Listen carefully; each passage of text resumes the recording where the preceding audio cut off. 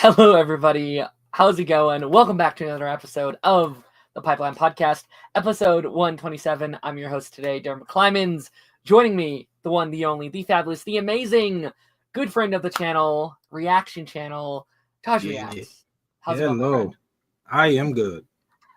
Great to have you back. I'm up here trying to share this goddamn link on my Instagram. It was acting stupid. I was gonna. You know, I realized it this week. Like, obviously, this year or last year in time, we've been covering Cobra Kai. That's been our main thing. But the last time you've been on the Pipeline was last July. Are you serious? It was Descendants 4 last July. Because shortly after that, we did Cobra Kai Part 1. Oh, and then yeah. In the fall, because it came out that following week. Yep. Which is crazy to think about. Golly. Welcome back to the show, my friend. It's great to have you. It's nice to be back. You know, I'll be watching all the streams, you know. Appreciate you. I gotta keep up. Lance, if you watching, I don't watch your videos. Nope. Hello, Draven. How's it going, my friend? How's it going? No, I mean, this... Okay, so elephant in the room, third week in a row, still sick. It's gonna be off a little bit. Bear with me.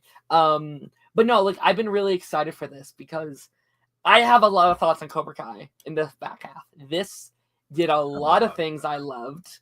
And I was very curious because, there were certain moments where I'm like, oh shit, what is Taj going to think about this? I was like, he's either going to love this or he's going to hate this. There's no in between. So I'm really excited to kind of dive into it.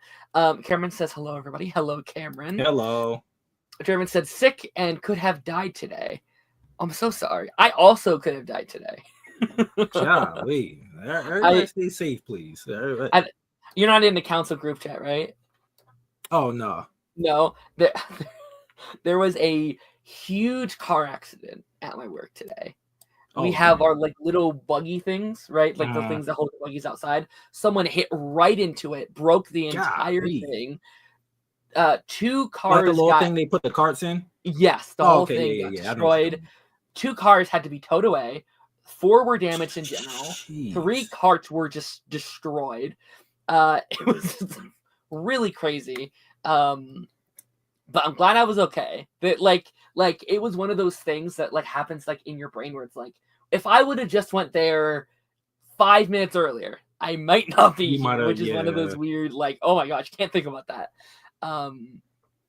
Cameron says, speaking of Descendants, we finally got confirmation for Descendants 5. Yes, yeah, why did they wait so long? I know we're going to talk about it in the future. Yeah. But I'm it did well. It did. It came out in July. Why are we just now getting the confirmation? It's almost been a year. D23 should have been the announcement. Right. It's almost been a year. That's insane. Yeah. And then we're not going to get it till probably next summer or something. Yeah, probably 2026. Sadness. I bet they knew for a while. I bet they probably knew as soon as it premiered. It's doing well. Most streamed Disney Plus movie, I think, which is crazy. Yeah, that's insane. For sure. But yeah, we're gonna jump into today's episode. I want to talk to you now. We probably talked about this a little bit, but I want to obviously we've worked together a lot, but we're not someone that really talks about the personal stuff at all. I'm really curious to talk to you because you're someone that I read as keeping their cards very close to their chest. I do. Would you say that's true? Yeah. Yeah. So unless it's my personal circle, I don't mind sharing things. Sure. If people want to know, but most of the time, I don't think to just tell everybody. Mm-hmm. I'm comfortable with y'all now. It's been a year, almost 2 years now for us. So I'm just more comfortable. Yeah. Oh my gosh. Isn't that crazy? It feel like we've been doing this for so long. God. I know. It feels weird. I feel like. Let's dive in that direction, actually, because I feel like online friendship is always very weird. It's very weird to navigate because it always goes from 0 to 100 of these people that you've never met before to just really close colleagues and friends and stuff like that. And no, I mean, Are you someone that like, are you like that in real life as well? Like, are you someone that keeps yourself very closed off to like your friends and family as well? Or is it more so kind of strangers and stuff like that? It depends on like what I'm going through. Like I'm normally, it's weird because people are afraid to like approach me. They think I'm mean. It's just my resting face. It's just I can't, it's nothing I can do about that. But I'm genuinely a nice person. So like if I'm open to people getting to know me. If it's something like personal that's going on in my life, depending on like what I'm going through, I might share some things. But it has to be like with people that I'm really like really close to and who know like me on that level. But yeah, like it situational. It depends. Like I might be closed off to some things, and yeah. But for the most part, like I'm pretty open. Like yeah. I think COVID kind of put everybody in a really weird spot, right? Because we became, I think, so antisocial. Like we were told, you have to be antisocial. Stay in the house for 3 years. Stay there. Oh, I was still going out.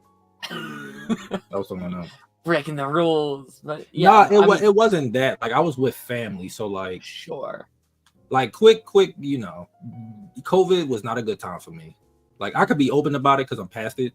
But like it was very like depressing. Like before COVID, I got my heart broken. So that was number one. And that was before COVID. That was like November. So then we go into it. My great aunt, she passed away. Then my grandfather got diagnosed with liver cancer. And so he was sick and like dying in front of me and like the rest of my cousins and stuff. Me and my mom fell out. It was a whole thing. And like I was literally depressed during COVID, like the first like 6 to 7 months. And then my cousins and my little brother and them was like, no, we gonna go hang out. We're gonna go do something that we can do at least. Let's get you out the house and let's go. And so like I got into a better mental space, but COVID was not good. Yeah, no, and it sounds like you had a really good circle of people that like genuinely cared for your well-being, which is so great because a lot of people did not have that during COVID. Like so many people talk about how they're living by themselves and no one to talk to and stuff like that. I had a really weird COVID because I think I actually talked about this last week. COVID was my junior and senior year of high school, so I forget how young you were. So it throws me off. Like that was such a shitty because at the time it felt like the end of the world, right? Like everything we've been building towards was just kind of gone, right? And like at the same time I like broke my knee. I couldn't walk. So, there was a point where I had a broken knee, I had COVID and I could barely talk and I couldn't leave the room. So I couldn't walk, talk, leave the room. So there was also a point of a couple weeks there where I was just like, this is shit. This sucks. And I still had to do school. Like we had online school we had to do. So it's I couldn't just watch TV or whatever. It was no, you have to write a paper, on the whatever. I was because my cousins and my youngest sister, because she's getting ready to graduate, so she was doing school, and then my cousins and my brother and stuff, they're about your age, like 22, 23-ish. And so they was I remember talking to them and them just being upset, yo, this suck, that happened February, March-ish. So it's they're getting ready for finals soon and prom and all of that. They couldn't do none of that. And so it was rough. Yeah, it's definitely a very weird time. And I've been having a weird thing because again, I feel the process of time again, it happened such a weird time because it happened again when I'm entering 18, 19, which is when I think your process of time changes anyway. It starts to speed up, it feels like. So it's that on top of we missed 3 years. And I've been having a really weird thing recently where it's been 5 years since COVID, right? And that has kind of been messing with my brain of oh my gosh. Wait, 5 years since I graduated, since high school? This is crazy. I can't believe, And I think everyone's just now finally getting caught up, being like waking up, being like, oh, it's over. Okay, we have to get going with our lives and stuff like that. Right. But I mean, so did you have your channel during COVID? Was that something that you had then? Or... I started it. What was it? 2021, I believe. It was like I set it up March, like 2021, but I didn't post anything because I didn't know, doing reactions. First of all, I had to order the stuff, and I was still working at Amazon at the time, so like I worked overnight, so I literally had no time. And then they started being more flexible with the time, and I was like, okay, let me take advantage of this. And so during the summer is when I started. So that was like Stargirl season 2, Titan season 3, I think Flash season 7 around that time, because I did the last 4 episodes of Flash season 7. So around that time, and then I tried to I switched like during the day and stuff, so I was able to do like more reactions and stuff. But yeah, like that's pretty much when I started. But I sucked like the editing, like I didn't know like clips. Cause my brother, he had his YouTube beforehand, so when they started doing the partner program, like he got that joint early. So I was trying to learn from him. He did gaming and stuff because he does like programming for like Roblox. They create like game modes for Roblox or whatever. So he was like trying to school me through everything. He was like, all right, I'm gonna help you look this up. We're gonna look this up. I was like, all right, cool. So like by the time I started getting everything rolling, it was like, okay, let's go. Let's get this going. Yeah. I was monetized in like my first year. Like that first year when I really started posting, like that summer, I was monetized that following summer. So I was like, oh, this looked out good. Now, obviously, since all the mergers and cancellations and stuff, it's been a little slow because we don't have, like, we'll have content for like 3 months and then go like 4 months with almost nothing. And it's just like, it messes up your views and your growth as a channel. Everything getting back to like, it's getting back to normal. So I'm like, okay. It is. Yeah. I'm like, finally good. Cause I was struggling a little bit. It's like, here we go. Yeah. I mean, that's something I kind of wanted to ask you too, where like, it might sound silly on paper, but like we're talking about the end of a very long show today. Like, how do you process, to me at least, and again, I know it sounds silly, but like, it's very hard for me to say goodbye to a show that I've been watching for years and years and years. Do you process that in any specific way when you have to say like goodbye? Because you watch every show twice, right? Because you have to watch it and then you have to react to it. So I imagine agree to. Well, I'll react to it first and then I'll watch it after. Yeah. But yeah, like it depends on the show quality. That's fair. Because Flash, I mean, we all talked about it. I love the Flash, but like it was rough, and it was like saying goodbye. I think I was more emotional because, like, unlike Arrow, because Arrow, I found that show like during season 2. Like Flash, I just stumbled upon. Like I didn't know nothing about the Arrowverse. I was eating dinner with my family, and we was in like the family room, and we was trying to find something on TV because we had like a big TV in the dining room, and it was like Flash, and the only Flash I knew was with John Wesley Shipp. So I was like, oh, is this a repeat? And then it was like Grant Gustin and Barry Allen. And I was like, what is this? So I just clicked on it. And I was like, oh, they got a TV show. So like I've been watching since then. But like this show, I don't think there's a bad season. Now, obviously, it's some better than others, but this show, like I've been watching since like it first came out on YouTube. And, like to say goodbye, it's like I remember after I was done doing the reactions, I was like, I saw all the like, what's up, Duff? I was looking at like all the like press and stuff they were doing, and I was just like, I was like, it hit me in that moment, like after I was done, and then I was like, oh yeah, there's no announcement for season 7. I was like, this is it. I was like, I don't like this, and it's been hard. Like it's really been hard. Yeah, I think this. Honestly, this might be one of my saddest like end of shows experiences. And I didn't know why at first, and then it hit me. It wasn't just like a show ending. It really did feel like the end of a saga, and probably one of my longest running like franchises. Because I talked about this a couple times ago. I grew up on those movies. Like I did too.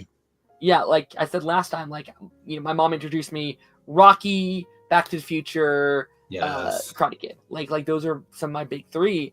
And so it hit me in those final moments. I was like, oh, I am saying goodbye to like a legacy.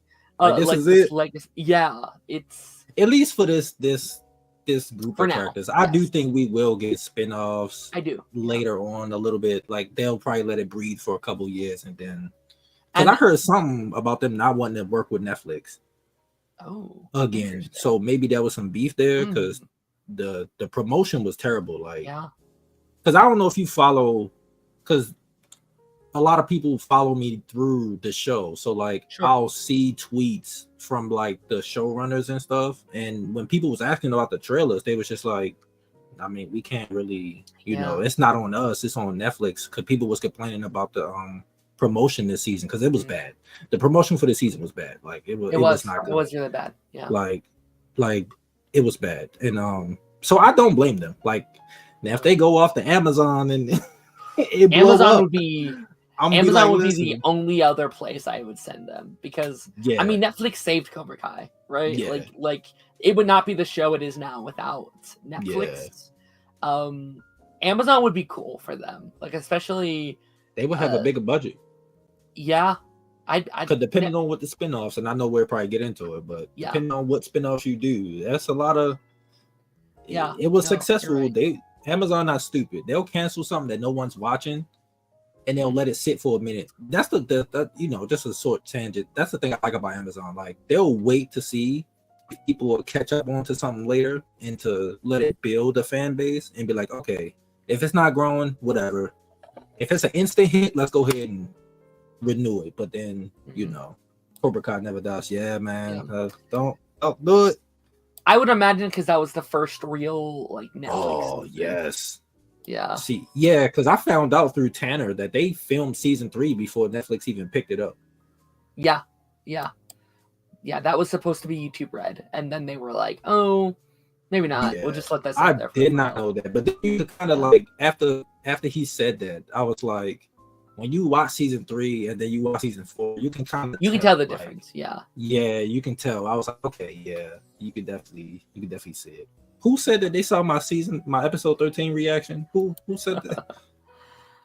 Yeah, man. Listen, I don't want to go back down that rabbit hole, man. But we unfortunately will be. I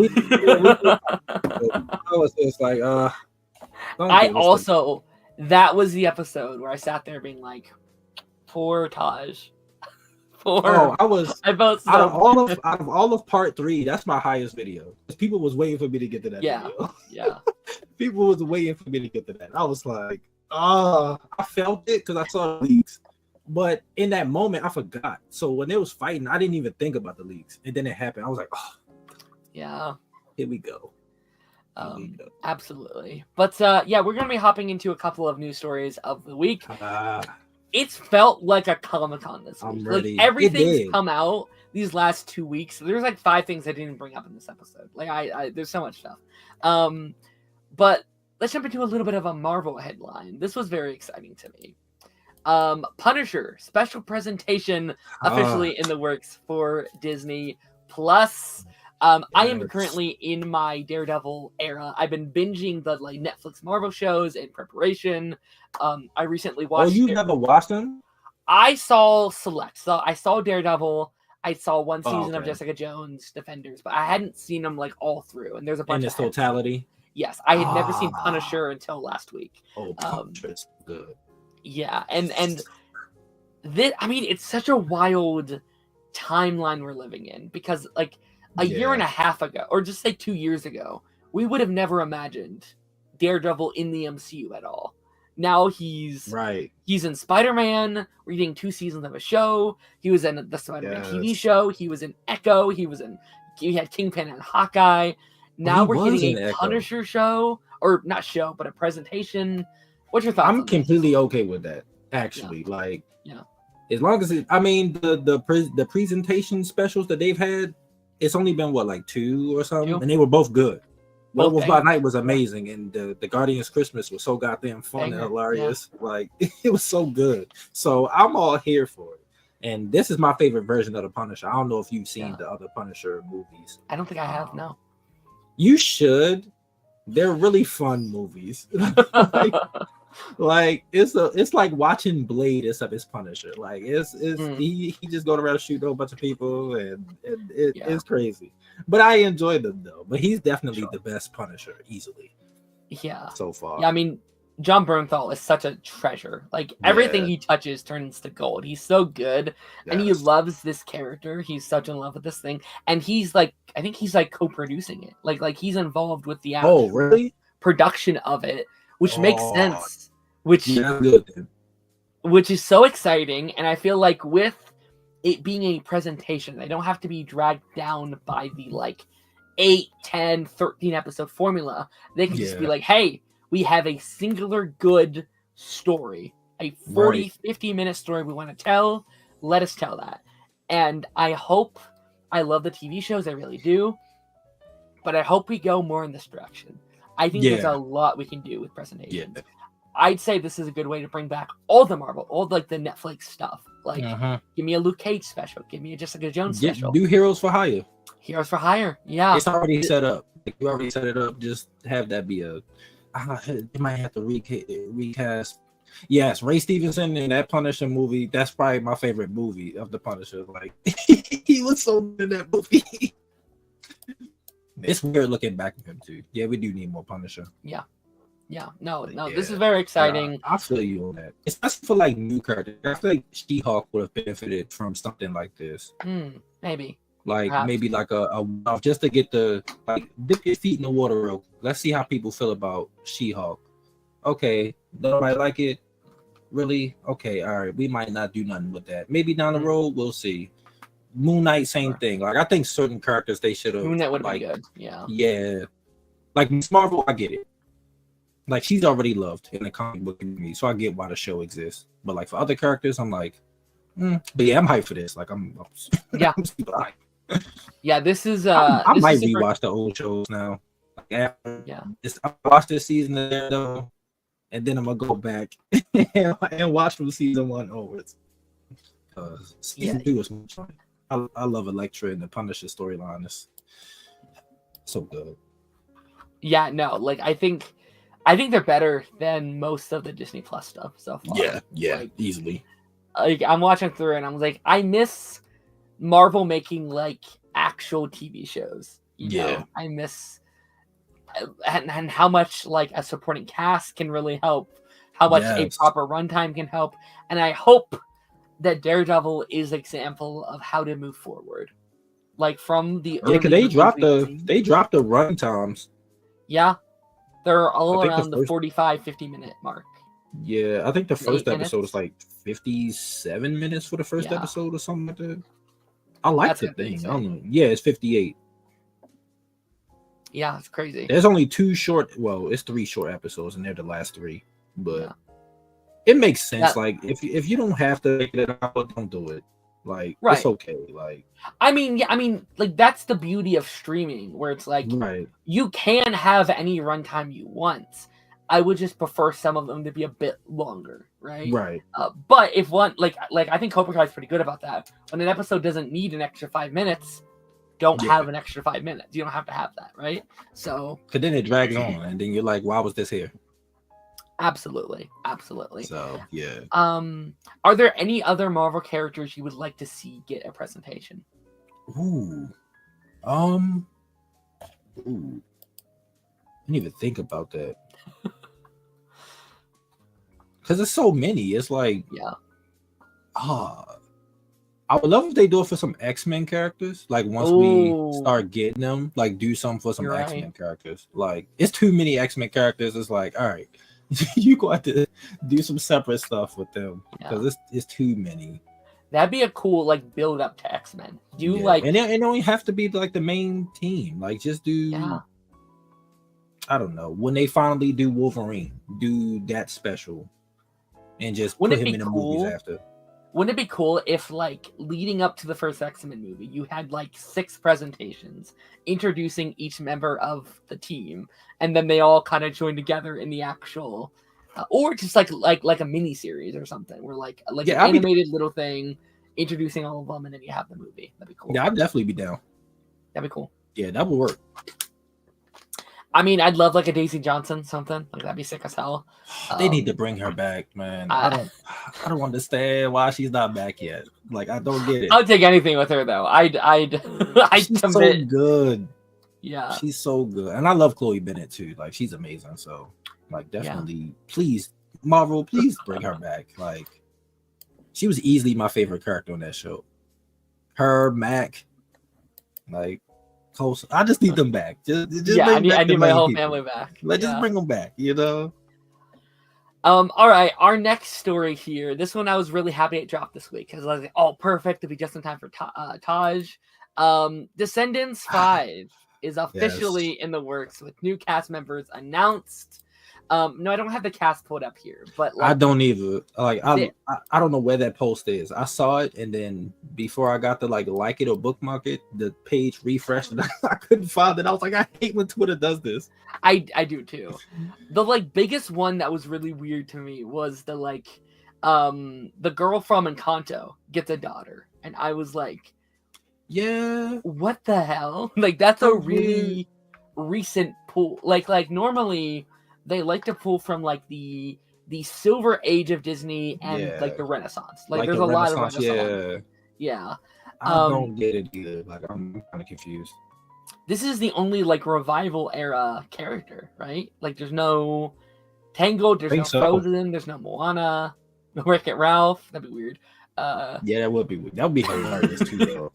It's just a kid with giant hands. Right, like. Oh man, yeah. I'm hyped for this. But I'm hyped for Leah Monty. It's nice to see her in this. Yeah, it is. It kind of sucks that Dara won't be in it because it looks like all the past kids won't be in it. Like all the younger versions of those, they won't be in it, and it'll be like a whole new. Well, it kind of makes sense. They're in the present and things changed, so I get it. But I'm like, bring them back for the third movie.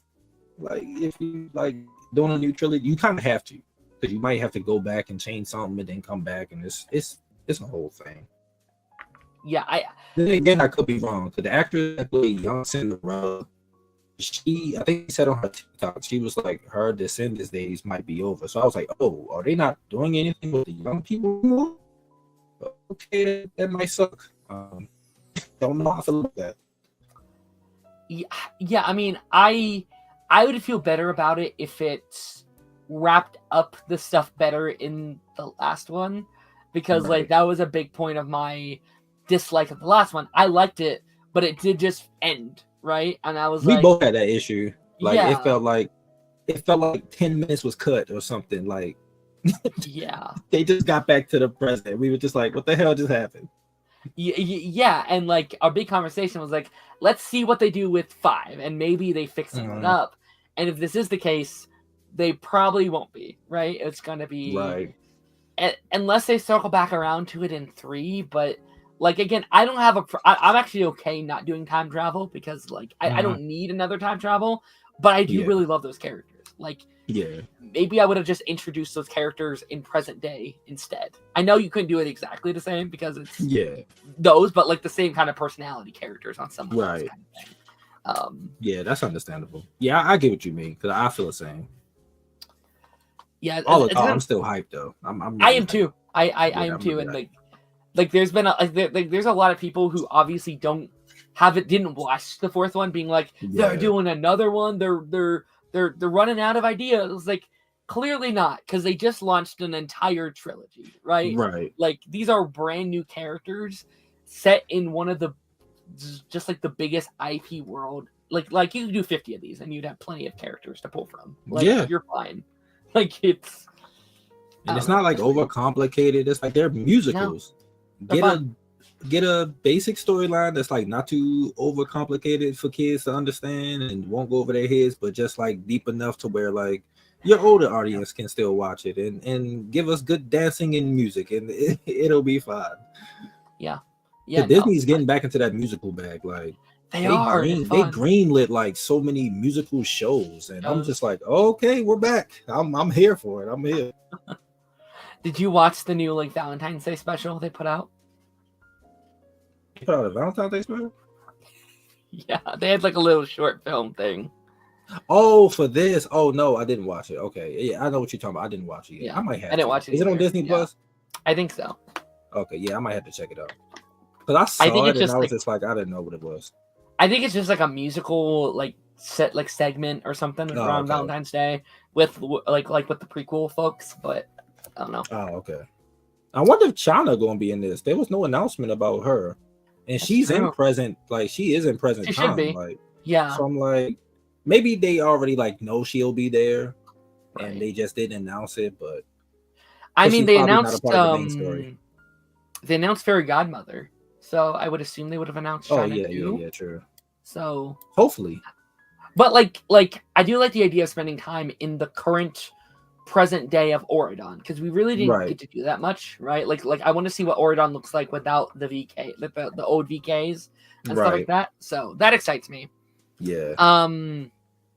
Cameron says I want to see Tiana and her kids in Descendants 5. I'd be down. That'd be cool. That would be I would love for them to do that. Cool. Like they gotta get a good casting though.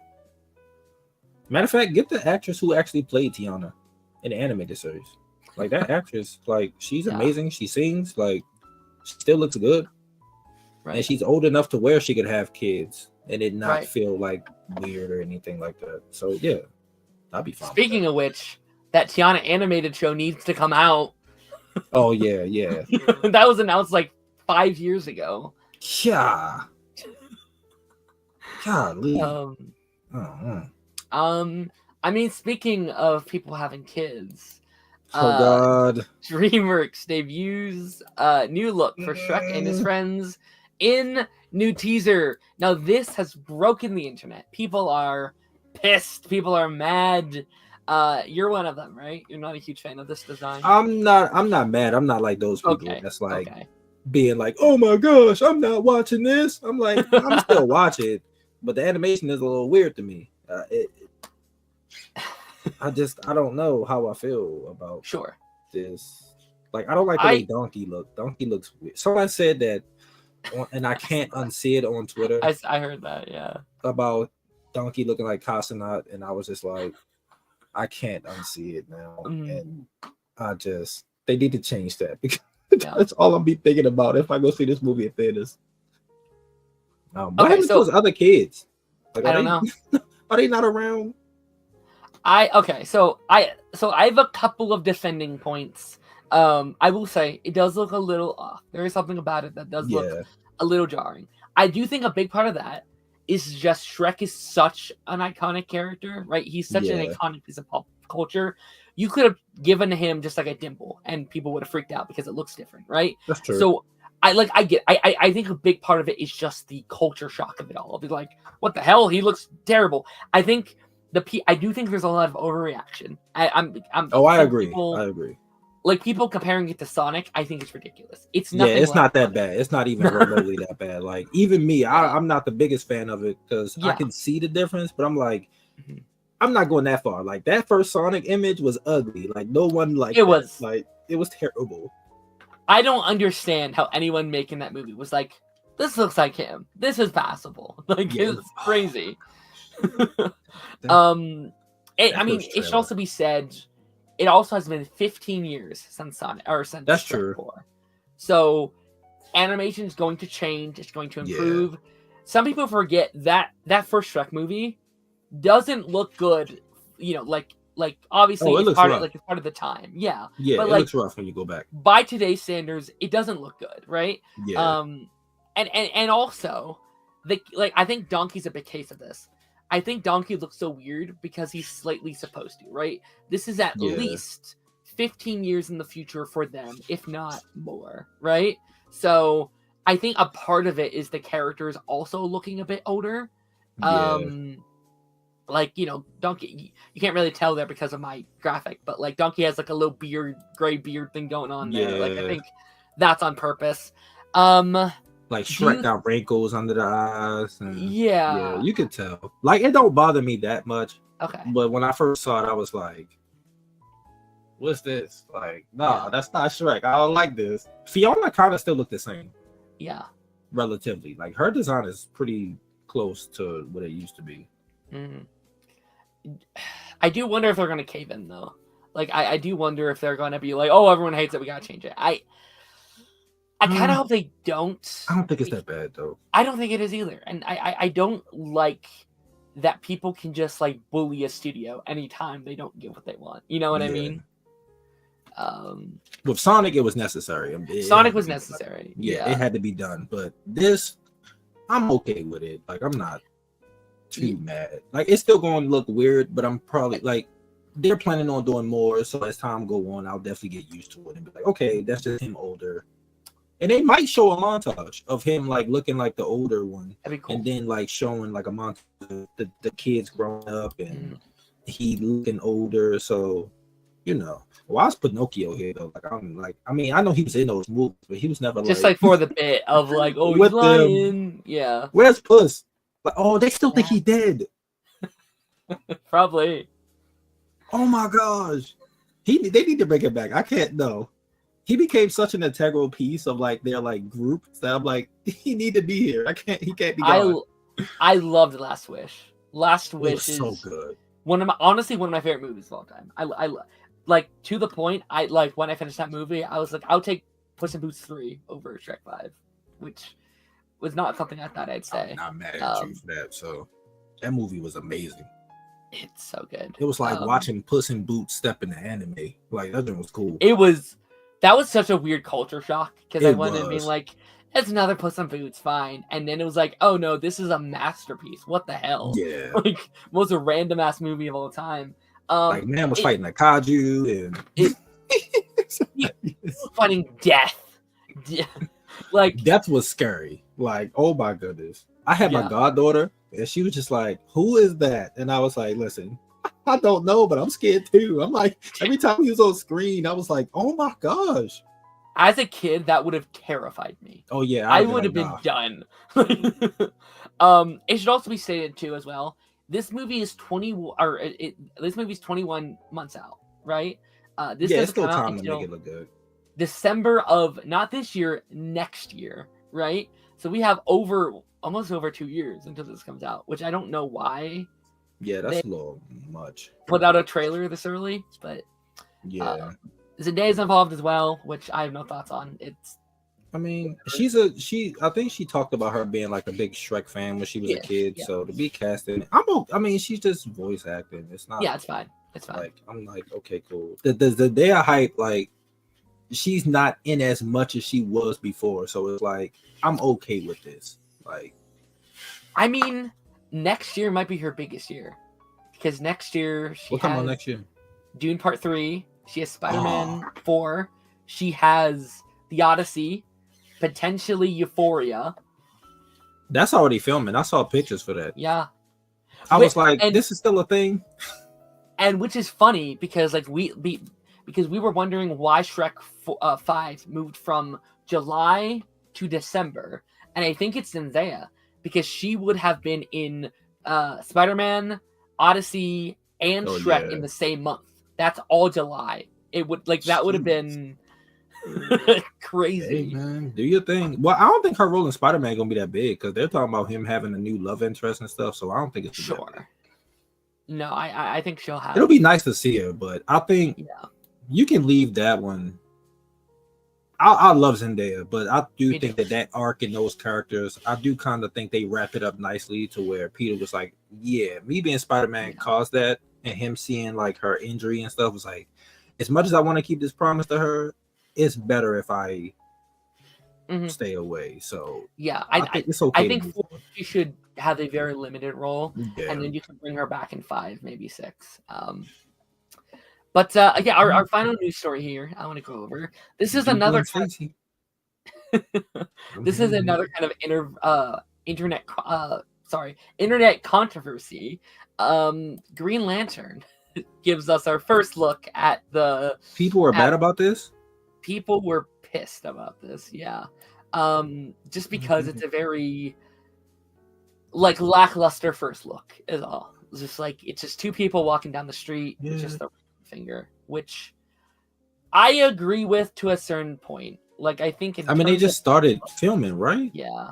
Then what did people expect? I mean, I get it though. Like, I think in terms of like, if we were gonna show something different. but yeah, like I get it.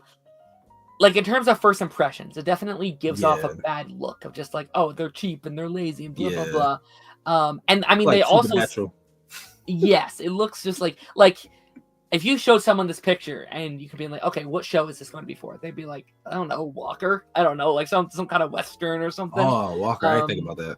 So, I mean, I'm not angry by it, but I understand why people are. I mean, do you like this cast? Are you a fan of like these two in these roles? I'm more of the in the camp of I'll wait till it come out to judge. Because I wasn't hyped about the casting for Green Lantern. I was just like, like I feel like they got a light-skinned dude. I was like, okay, whatever. Yeah. He's a good actor though. So like if he wasn't a good actor, I would be like, get this out of here. Yeah. But because he's good, I'm like, okay, he can carry it. Now, what's his name that plays why am I blanking? Hal Jordan? Kyle something. I saw him on Friday Night Lights, and he was good in that. I haven't seen him in anything else, so I don't know if like he might fit it. He just looked really old, but I get it. Yeah, Kyle Chandler. Yeah. There was also a thing, and let me see if I can pull it up here really, really quickly. But there was a statement that has made me a little bit concerned than I was before. Because, like, I was a defender of this project when, like, everyone's like, oh, it's going to be too grounded and blah, blah, blah. I was like, I don't think that's necessarily a bad thing. But they had said that the show will explore them outside of their suits quite a bit. And just, like, fundamentally who they are as Green Lanterns outside of the uniform. Which is a little concerning to me because I do think people want them in those suits, right? I think people want to see that. Are you mad about that? Them seemingly taking away a little bit of the more sci-fi elements of it? That makes me afraid now, because now I'm like, I don't think we're gonna get any of the like sci-fi space stuff. Like I want that, but then like if they're gonna spend a lot of, it's giving Knuckles. Or Shadow, whatever show that was, like where we only see like Knuckles or Shadow in like 4 episodes, and then the rest is just about the one dude. Like, I'm hoping it's not the same. Okay. That would piss me off. Okay, let me read this quote because I do think it's kind of interesting. Lanterns will explore who these characters are when they're on the job and when they are out of uniform. It's designed to be accessible for people who don't know the mythology, but hopefully really satisfying for people who know it backwards to frontwards. That does to me kind of sound like I don't know, like 50-50. It could. It sounds like what I think they're doing here is I think they're trying to start small. I think they're trying to, because Lanterns is huge. There's a huge world to explore. So I think they're just starting very grounded, very small town mystery, showing off the Lantern powers, but not going too big with it to start out. And I think people want the bigger, and which I get, right? It's Green Lantern fans have gone through hell, right? So it's definitely wait and see. I think the show will be good. Like it's an HBO show. It's not a back show. It's an HBO show. It's going to be good. But is it going to be what people want? You know what I mean? That's true. But then, people are going to nitpick regardless. Even if it's good, people will be like, oh, I don't like his hair being styled this way. Bad show. I mean, there's already the bit of like, well, Hal Jordan's too old and stuff like that. So it's like, I mean, he was originally old when he was first introduced. I mean, they're kind of going the OG comic route. I don't know. See, for people who claim, they want comic accuracy, but then when they get it, they're like, I don't like this. And it's like, okay, whatever, people. It's no pleasing y'all. Like, just go somewhere, please. Like, gosh. No, it's gonna be interesting, and apparently it comes out early next year, so we're not like that far away. Like we're in the DC's like kicked off, like the DCU is here, so that's exciting. I'm nervous. Like this has to be good. Like Superman has to set the if this movie Like that's just like a rating scale. If it has to be at least a 7.5, 8 out of 10 for it to do something. Like if them first impressions come out and be like, yeah, like it looks good, but like it ain't that well executed, and it's like a 5 out of 10 for me or 6, I'm like the DCU is done. Like DC is over. If Superman has to come out the gate and be, matter of fact, not even the 7.58, it has to be like an 8.59. Like it has to come out the gate and be like that good, unfortunately. It can't just be another superhero movie. It has to, especially going against Jurassic Park, Fantastic Four, technically Smurfs. What Fantastic Four looks different. Like it looks different from MCU stuff. So I think that would do. But then again, we've seen like a different style MCU movie, and some did well, some didn't. Because Shang-Chi looked like a freaking Crouching Tiger, Hidden Dragon style movie. Like it don't feel like an MCU movie until like you get the Wong stuff. But even then, that's like barely through. But then we got like the Eternals, and that looks nothing like an MCU movie, and people didn't like it. I liked it. I thought it was actually good, but no, for sure.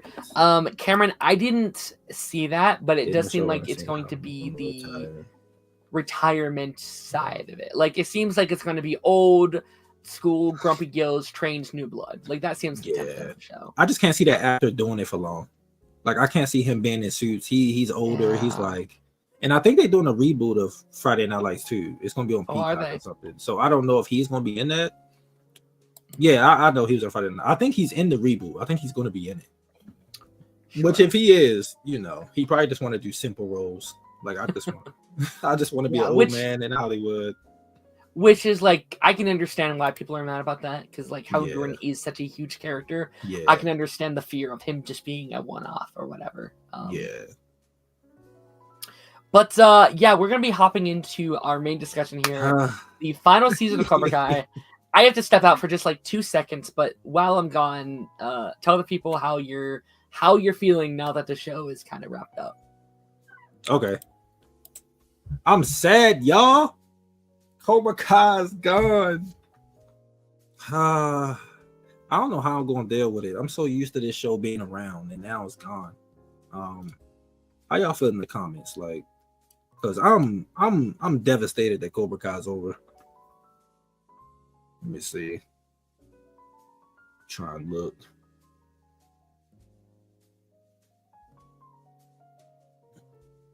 Also, people were mad about Guy Gardner is older. I can understand that. Guy, I would have preferred someone younger to play Guy, in my opinion. That's just me. But I'm pretty sure Nathan Fillion will do good. But yeah, man, like we stepping into Cobra Kai content now. You know, I'm sad to see it go. Hopefully we get some spinoffs. Not right now. We need some breathing room. I agree. Like, let me mourn it for a little bit, and then give me something. Let those actors. Let them go do something. Yeah, let them go do stuff. They're all in their early 20s to mid 20s. Yeah. Like let them go act, and then once they get it out their system a little bit, like Peyton is everywhere right now. But she was already doing stuff prior to Cobra Kai, so I expected her to be big. I think she's going to be a big star. I think she's going to be someone very big in Hollywood. I think her and Sholo are the two that are really going to.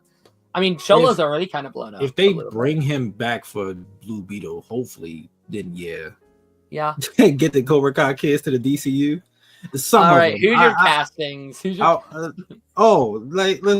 Sholo, you keep him as Blue Beetle. Yeah, Blue Beetle. Tanner, that's Robin. I don't care which one. Just throw him in the suit. I want to see him get the respect he deserves, and give him like preferably Nightwing or Jason Todd. You could throw him in there. Who's Peyton? Maybe like a Batgirl or something, or like she would probably be Batgirl or something, or Wonder Girl, or Sophie. Sophia, what's her name? Who are you talking about? She's in Gotham Knights. I always forget her name. The Sophie.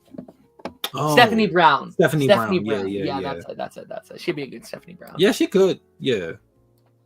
I only think some of them could probably be in the DCU though, because I can't imagine any of them, like the rest of them, doing like anything. I just can't see what characters they would play.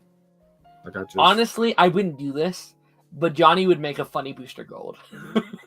It would be hilarious because it would just be his Cobra Kai character and just in a suit, him just being an asshole. That would actually be a funny parody. They should do that. Like, just someone do like a little short fan film, and then Sholo as Blue Beetle. Yeah, it works out. That would be funny. Yeah, that would be funny. Yeah, no, I mean, was she really? I didn't know that. She was the voice for Batgirl. I might have to go back and watch it because I couldn't. That's actually kind of cool. That's wild. Good for her. But yeah, no, like I was really dreading the end of the show, and it really didn't hit me until a couple weeks ago, because like we had like 3 parts, so we had it forever, and you know we did part 1, it was great, and then we had part 2, it was great, and then it hit me a couple weeks before it started. It was the final part of like, oh, this is it. This is it. It's It hit me during the trailer, like the trailer for part 3, and like they showed all the flashbacks, and I was like, oh, this is good to see. But the moment it went into like present time, and then the music, you could hear it in the background building up, and it was building. I started getting goosebumps. I was like, oh, what y'all doing? And then it hit me after the trailer ended, and it was just like the final like part. I was just like, no, why are you doing this to me? But if they're having a problem with Netflix, I mean, it's probably for the best. Like, yeah, it's if that's the case. I mean, I'm glad. I think this is the perfect time to end it. Like, I've been seeing people like, do season 7. I was like, no, this is, I think, the perfect ending for the show. 6 seasons is a runtime most shows do not have the benefit of getting in this day and age. It just simply is the fact.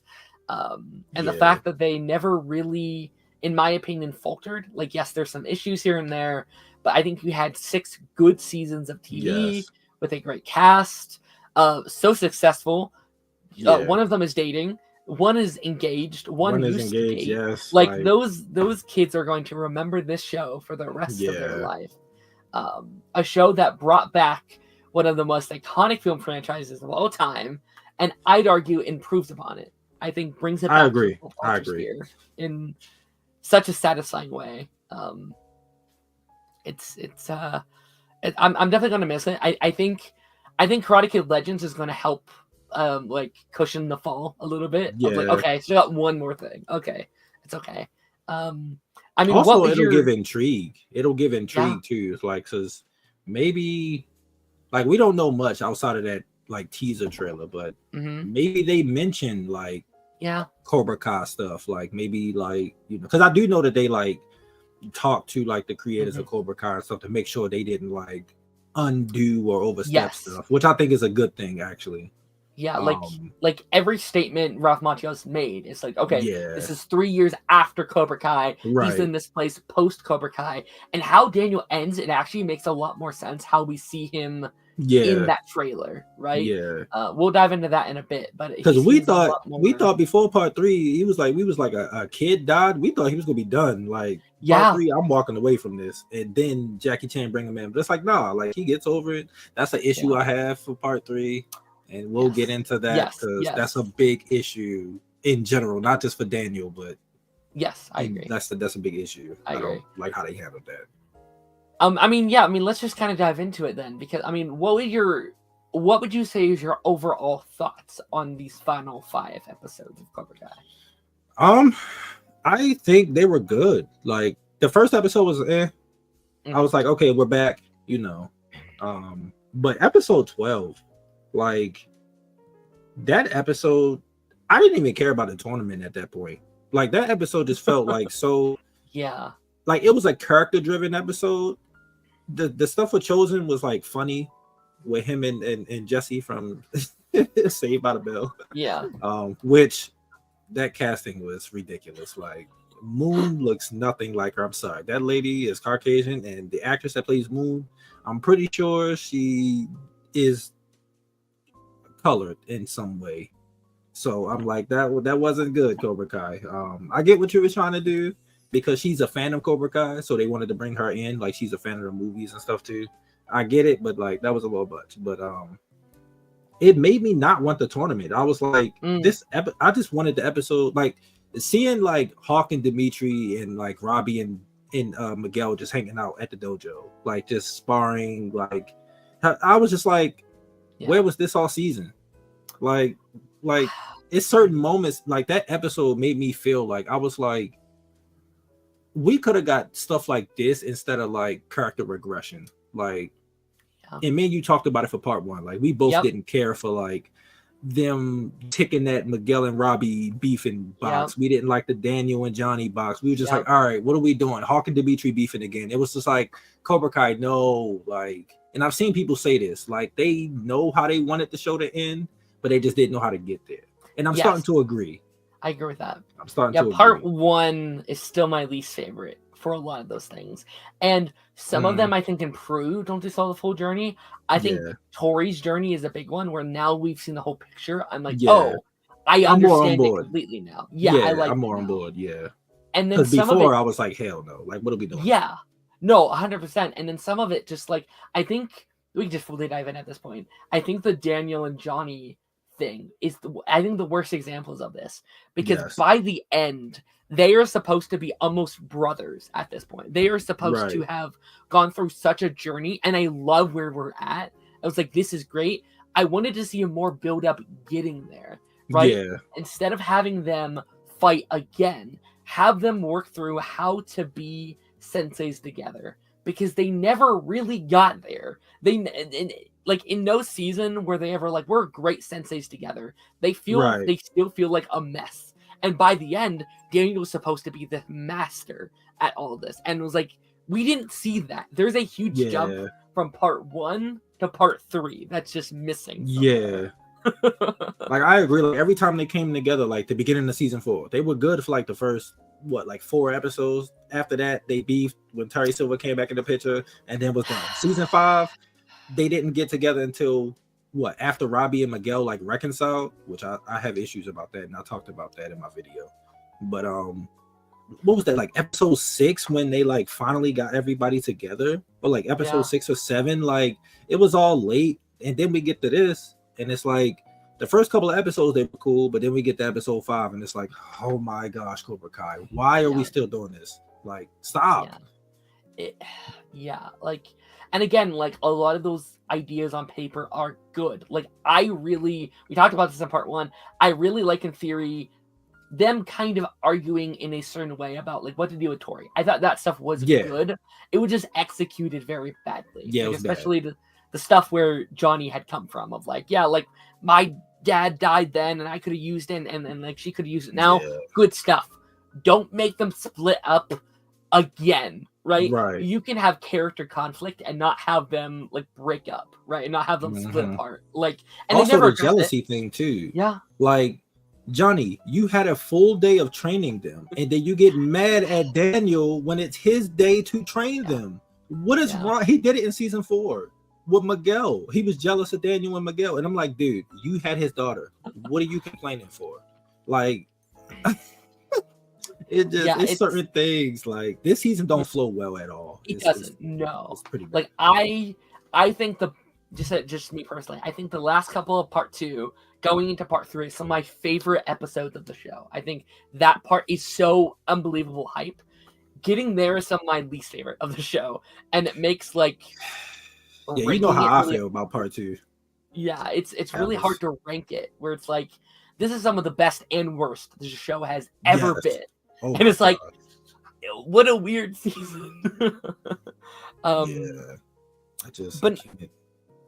yeah, no, I mean, I think part 3 is definitely them like flipping a coin on a lot of these characters and being like, okay, this is where their journeys are ending. This is where they're concluding. I'm actually just pull up a character list, and we're just going to go through and talk about just some of these characters and where they ended and where we think they could have done better. You know what? Let's just start with Johnny. So Johnny is the main character of the show.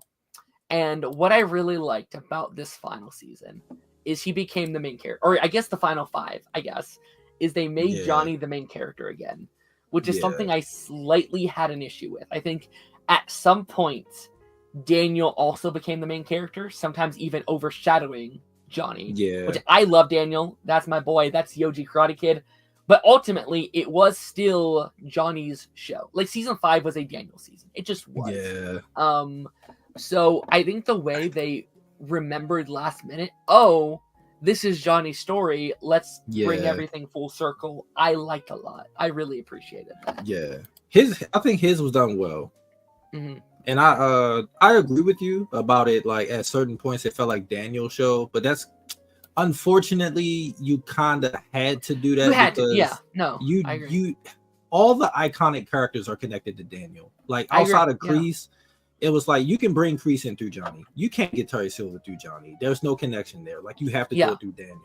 Chosen, you have to do it through Daniel. Yes. Mike Barnes, you have to do it through Daniel. It's just like I get it. Like it like, but I do understand. Like like for like season 4, season 5-ish, like he wasn't like the main character anymore. The first 3, like season 4 and 5 and a little bit of 6, it was like a mix up between some of the kids or like Daniel or Terry. Yeah, like, definitely Terry. For like season 4, it was definitely Terry. Like it was his season. It was his season. Yeah, and I think because let's talk about like the big twist of the season. Because I know a lot of us already knew. Because I feel like we have to address it if we want to talk about Johnny's journey forward. They do fully come back into Cobra Kai at the end. Miguel and Tori leading the team with him as a sensei. Yeah. And this is, I don't know if we ever talked about this, but this is something I brought up back in like season 3, 4. I think you might have talked where about I it. had said like, instead of beating Cobra Kai, can we rehabilitate Cobra Kai? Because just like the Johnny thing, there was a point where it's like the show's not really about Cobra Kai anymore. It's about Miyagi-Do, which I loved. It was great, but there's always that bit at the back of my mind. It's like, well, it's not really Cobra Kai, it's whatever.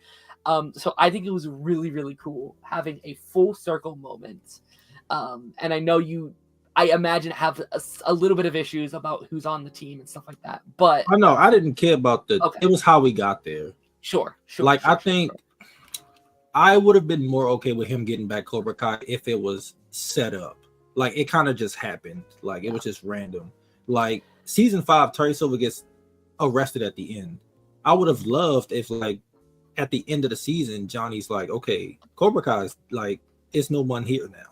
Like him contemplate whether or not he's going to take it back and then lead into season 6 with him. That like that's his journey. Like, is he going to take back Cobra Kai? Okay, sure. Instead of the unnecessary stuff that we got, that could have been his arc. Like, okay, when I had Cobra Kai the first time, I turned him into a bunch of bullies. Then Kreese came in here, took over, and these kids got into a school fight war. Like my new stepson got paralyzed. My actual son got put in juvie. Like it was much. So like it's one of those things where I wish we would have saw that conflict. Like, okay, and then by the time we get to the Kreese moment, he's like, "It's yours." I would have been like, "Okay." Yeah.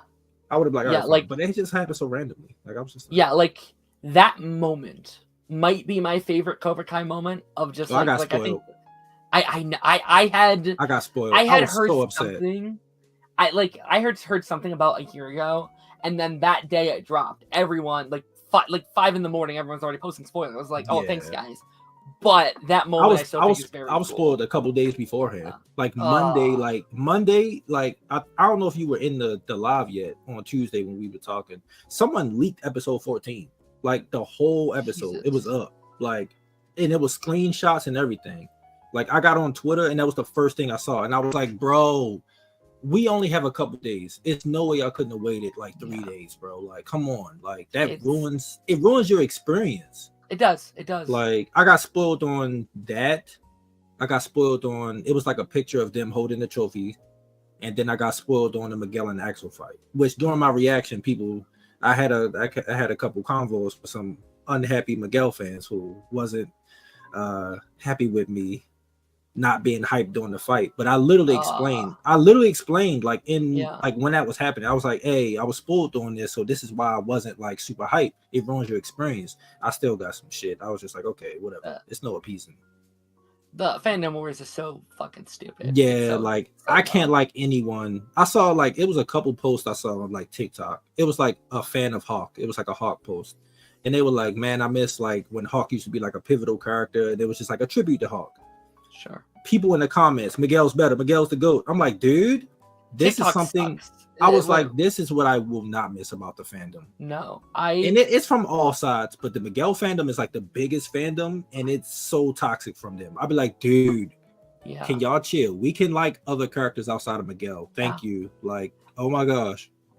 The like hate that the Sam actors has got over these. Like, I know she's not everyone's favorite characters, but there's been so much like fat shaming and just like the most like disrespectful things I've seen. Like they call her like Ham LaRusso. I was like, shut the fuck up. I was like, are you kidding me? I was like, she has diabetes. Why are you people insensitive?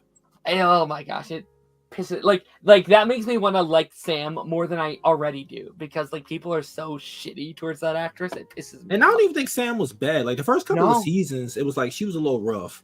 But once she went through like her PTSD arc, and see, that's what I'm saying. Like the leak stuff, like I mean, we can jump to her really quickly. I think she was my favorite character in season 6. Like, she has my favorite. This is a hot take, I know. I think she has my favorite ending to any of the characters. I agree. I agree with you. In terms of the team, I agree with you. I think it, like, okay, because you were kind of shocked about, like, my take on I'm glad she didn't fight. But why I like that a lot, because to me, that feels like a 40-year journey in the making. Because my thing about the Karate Kid, I love Daniel. He's a great character. Daniel kind of sucks, right? Daniel is kind of a hypocrite, right? I love him. He is. He's kind of a hypocrite. He sits there and be like, no, it has to be the Miyagi-Do way. Miyagi wants this, Miyagi wants that.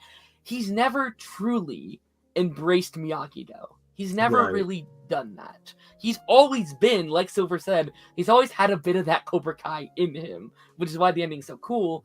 But I think what I've loved about Sam this season is I think she's embraced Miyagi-Do better than Daniel has ever had. Yeah. And I think her dropping out of the fight, I think something snapped in Daniel. I think he finally, after 40 years, understood, oh, this is what Miyagi, like, this is what Mr. Miyagi meant. And just because I can't win doesn't mean this is not a victory for us. Right. You know? And I do just love it. And I guess it's more of an ending for Daniel than it is Sam, but I love what that kind of does. It was kind of for both. It was kind of for both. Yeah. Like and like I don't think Sam even had that much of a fight in her anymore, right? Like she started all this because of Tori, because of how much she hated Tori, right? She no longer hates Tori. You know what I mean? So I think she wanted like that almost makes that arc come full circle, because she, like, her forgiving Tori this season and being like that moment in episode 1 or in part 1 is one of my favorite parts, because it's like, no, actually you're right, I messed up, I was in the wrong, I'm sorry. That was such a good moment for her. That was almost the ending of her arc. Yeah, that was my favorite reconciliation out of the teens, like when they were beefing. I felt like Dimitri forgave Hawk way too fast. I was like, dude broke your arm, and I get that like he was kind of conflicted, but I'm like, nah, because if my best friend, my supposed best friend, broke my arm, when it heals, and if you trying to apologize, you gonna run my ones. I'm gonna beat your ass. I'm gonna get my get back, and then we gonna be cool after this. Because there's no way you broke my arm and then just expect me to be cool. And it's the same thing with Miguel and Robbie.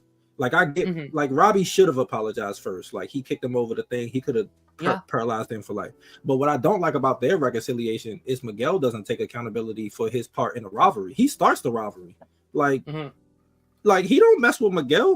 Miguel antagonizes him at the beach during the All Valley in season 1. I'm like, there was no like, and that's a nitpick I have. With that whole thing, but yeah, that episode was good. Like with them two reconciliate. I get what you mean. I did want her to get her closure.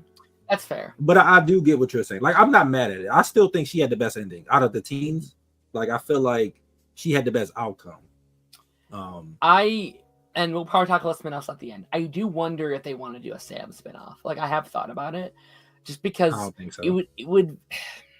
I think the actress. I love Mary. but I feel like people either hate her character too much or they fat shame the actress too much. And I think she would come back because she's expressed it, like she would, come back and stuff. But like just the way that they treat the Sam character, I would rather not, because I don't think it would do good. Either that or people would hate watch it. And I just don't want that. I don't want the actress to go through any more of that. Yeah. I think it's a hard pitch. But I think it's the one I would want the most, just because. Oh, that spinoff is low on the podium for me. Oh, really? I don't think you could do much with it. Like what would it be, like a Phineas and Ferb thing where like she spends all her time? I think it would be like a Okinawa spinoff. I would think it's her in college in Okinawa, visiting her grandpa's origins. Her meeting a whole new cast of characters there, and then it's very like reminiscent of Karate Kid 2, right? Like it's a sequel to Cobra Kai, just like Karate Kid 2's, and all that jazz. And then you could technically bring in Sensei Wolf, right? Like Sensei Wolf could kind of be like the Axel as well. Like Axel kind of has completely unfinished. I would save them for the Tori and Robbie one. Sure. Tori and Robbie are also, I think, the next. They're the highest for me. Yeah. Like they're like number 1 or 2. Like I didn't like the idea at first, because like in my head I was like, oh, it's gonna be like an influencer show. I don't want that. But I think when she was like, okay, they're traveling the world, they're doing tournaments. Okay, that could be cool. And I think they are both the characters with the biggest potential in terms of their journey, especially Robbie. Robbie needs a lot more in terms of development, I think. Yeah. They're the 2 characters where I feel like, and I think I said this in my episode 15 reaction, like they're the 2 characters where their story doesn't feel finished yet. It feels like this was like a stepping stone to like keep going. Where like Miguel and even Dimitri and Hawk to a certain extent, it feel like this is kind of the end. Like, right. Like you don't have to do anything with them again, at least not for a while. Sure. Yeah. No. Like. Yeah. They're definitely 2. I think the most like badass like pairings of characters where they ended off, right? Yeah. Like Tori, I think Tori's a huge draw if they want to like, and I mean, like people love Tanner and Peyton. Like, you're right. Regardless of if they like the character or not, they love the actors. Like that's one thing I will say. Like they have big draws. Mm-hmm. So yeah. And you can get characters in that show. Like, what if they have a tournament that they compete in, and you can get Sam guest starring for a season for like 2 episodes. What's his name? Kenny's dad is in the army.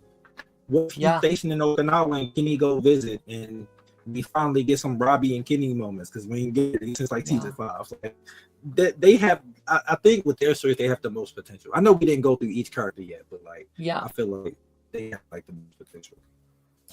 Yeah, no, for sure. Let me just go through. I mean, we already kind of talked about Daniel. I feel like we don't need to.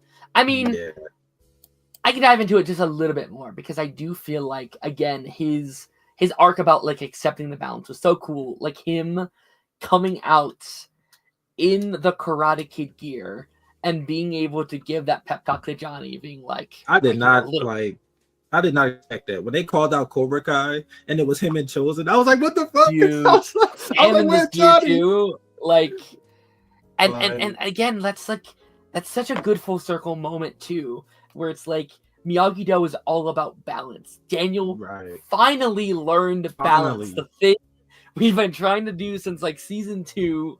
He finally got a goddamn dream. With Mr. Miyagi. Like finally it took this. I was like, dude, first of all, that scene was one of my favorite scenes in this part was when he's having his whole thing to Silver. He's like, haven't you heard? Cobra Kai never dies. And just he shocked me when he said it. It didn't feel right coming out his mouth. I was just like, but I was like, it's kind of badass, and I kind of like it, so I was like, I'll give it a pass. Full circle. It's a full circle arc. Silver gets mad. First of all, Silver, how you gonna be mad when you literally said there's always been some Cobra Kai in him, and then when he actually like embraces it, you get mad and walk off. Like, what the fuck? Yeah, like again, Miyagi is all about balance. It's all about forgiveness. It's all about letting the other. Like it's all about that stuff, and I think that puts him in such an interesting place. Yeah. come Karate Kid Legends, because he's finally found peace. He's found balance. Yeah. And I think he needed a moment like this because he's never been like a great teacher. Like, he's been a good teacher, but he's never been like a great teacher. And I think in Legends, he's going to enter his like Mr. Miyagi era of how he teaches.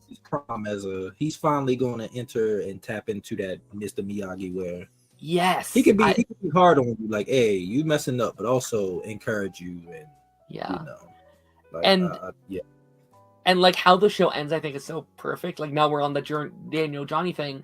It's like, I love that scene where it's like, hey, I think Anthony should enter as Cobra Kai. Yeah, I think Devin should go into Miyagi-Do. Yeah, perfect. That was good. He was like, maybe Anthony could like benefit from a non-biased point of view, and he was like, yeah, Devin, and she, you know, compete with you guys. She, you know, her defense could be better or whatever. So it looks like they will be like swapping students for like 20, which I think is such a cool idea. No, that's incredibly cool. And again, what we've been wanting them to learn for like 5 seasons. And just like, I love, we're like, okay, because Johnny comes full circle, he got like the dojo of his dream, and he got to go up there and be like, yes, these things, like strike hard, strike, you know, no mercy, like those things they're not necessarily wrong, but I'm changing how I implement them. And these things are technically correct, but if you balance them with what Daniel's teaching across the street or whatever, you also have to understand those things. So him being like, oh, it's so good. It's such a good like ending for both of those characters. I can't believe it. Like, it's so good. It felt like they planned it for 40 years and they didn't, which is crazy. Like, it felt right. It did. Like, I couldn't imagine. I wouldn't say it was peak, but emotionally, I think they hit the emotional beats. Now, emotionally, I think it was peak. I think we had some of the best emotional like moments in this part, but in terms of it being peak, like in general, I don't. Fighting wise, you can argue it. I think season 4 had better choreography. That's just me personally. Yeah, I think. I think it was really hard to beat part 2 in terms of the fight scenes. Which, like I think we talked about it. Like the fighting peaked in part 2. Like you weren't. Even... I mean, we had like a 20-minute fight scene at the end of last season. Like, you weren't. Yeah, it was a fucking brawl. Like, goddamn. Like, and then it was like 20 minutes. And then what? Like, episode was it 9 when they're all like alternating with each other, and Robbie gets the final Kenny. Yeah. Oh, so good. That's probably my favorite fight throughout the whole show, and it's not even because it was just like super well choreographed. It was really good choreographed, but just how creative it was, like a tag team like brawl, like kind of style. Like, it was so dope. Just, it was really good. Yeah, that was really good. Like, I'm gonna be like going through each season and ranking, like doing tier list rankings for the fights. I can't wait to get to season 6 because like I have some part 3. People might be mad at me, but you know, it is what it is. I can't help how I feel. Okay, let's get through some of these other characters. Amanda, while not a big character, I also like her mini arc of like, like acceptance in Johnny's hobby. I thought was great. Where it's like, this is it for me. It's like, she's like, bullshit. No, it's not. Like, you love this too much. Right. And I think she's been one of the best, like, most consistent characters. Oh, easily. Oh, like, I love Amanda so bad. I will always say this, Daniel, you lucked out because there were so many times she could have left your ass and just took her kids like she should have. Like, the time when she left, she should have actually left. I wouldn't have blamed if she like didn't get back. No. I think she does a great service to the show because I think there needed to be a character that's like us being like, hey guys, this is stupid. Like, don't do this. And then watching her during 30 year of like through the show being like, fuck it, this shit's hype as hell. Awesome. Like, it's so good. Like Amanda was literally us. Like, what episode was? I think it was episode 8 when Anthony has to apologize to Kenny and they start fighting and she on her phone and she look up, she's like, fucking karate, and I was like, she's like this us. No, it's like, so like, this shit's fucking stupid. Like, get your shit. Someone is in a coma or whatever. Like, shut the fuck up. Just like, get your shit. Like, y'all out here fighting. Like, chill out. Like, which Anthony should have apologized because it's like, yo, you were bullying this kid to the point where he literally went to the dark side with Robbie. Like, you should have been apologized to him. But then she had her full circle moment where in season 1 she was looking at that one karate mom all crazy, and then she became like the crazy karate like mom cheering on Robbie, which I loved because he was part of that family for a while. Like that was pretty much a member. Like they kind of will be, right? If Miguel and Sam ever get like married or whatever. Oh yeah, it'll be their families. All the families will be intertwined. Yeah.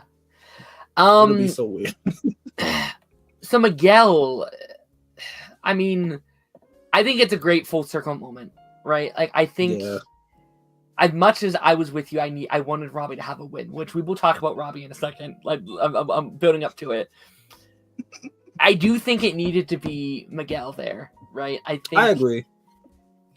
As much as I love Robbie, and I think Robbie needed that win more, I think Miguel has always been kind of the poster child for Cobra Kai. He's the Karate Kid of this generation. Yes, I didn't have an issue with him winning. It was how they went about it. That was my issue. Sure. I mean, I think Miguel is also a very open-ended character. Like, he's not a character I felt like, oh, his story's done. It felt like, for now, this is where he's at, and then in a couple years, we can maybe pick him up in something else or whatever. Right. It's very open. Miguel's Goku. But, like, his story is kind of straightforward. Like, it's not a lot of, like, super nuance there. But it's, like, enough that where you're, like, you root for this character and you want them to win. Yeah, and it feels kind of slightly full circle where he couldn't go to the tournament again in season 4 because of his injury, right? So it's nice that he kind of got, like, he got to go back again and prove that he's one of the better fighters in the show. Yeah, that was nice. That fight was pretty bad, though. I'm not gonna lie. I can't. It was a little one-sided. It was too one-sided for me. I was like, all right. That's kind of the issue I have with Miguel sometimes. I get that he's the fan favorite, but they gotta... The plot armor was plot armoring in that fight. I'm sorry. Axel was not fighting the way he was in part 2, like at all. Like, I'm sorry. Like, no. They held him back a lot. And I get that he was going through stuff, but I'm just like, if y'all gonna have him beat the best, have the best fight at his best. Like, don't half-ass it. Part 2, he was a clone. Like, he was an android. Robbie couldn't get a punch on him, right? Neither could Miguel or Quan. He beat all of them in the Robbie 10. Fight. Even in, like, the Robbie fight, I was like, he's doing way better than he did part 1 for some reason.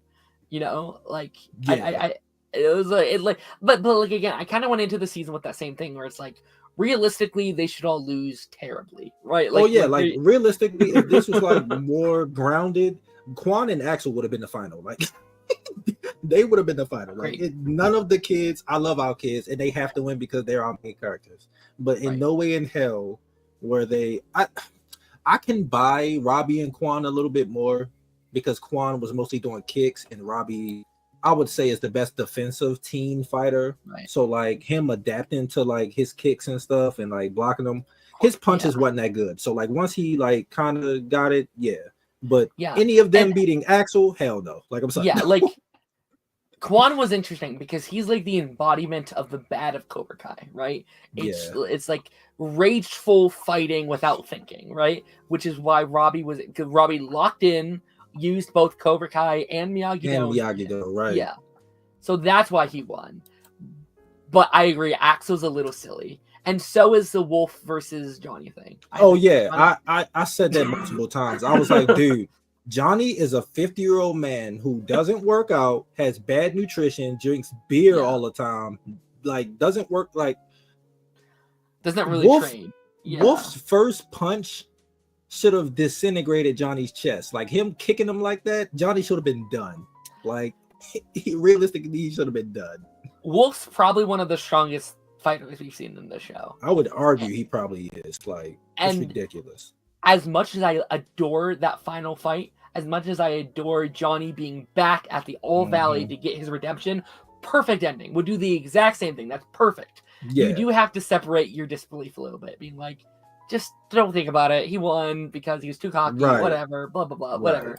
But yeah, I get you. But it's that part where realism kick in and you're like, Johnny should have won this fight. Like this fight should have been over like in like 30 seconds. Like really, realistically, it should have been over. Like no, for sure.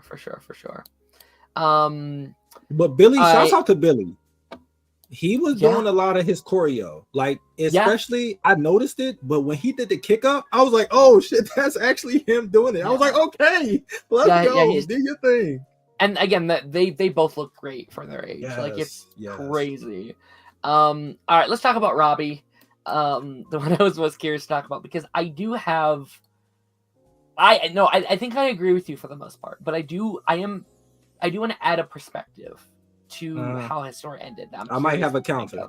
Because I've been thinking about his ending. And my opinion has changed. Like at first I liked it, but then I was like, it feels like a cop out. And then I had to do some research, like to see what the writers have been saying, because they did talk about like certain characters and like endings, and they did say that Robbie was like one of the harder ones to come up with the ending. Yeah.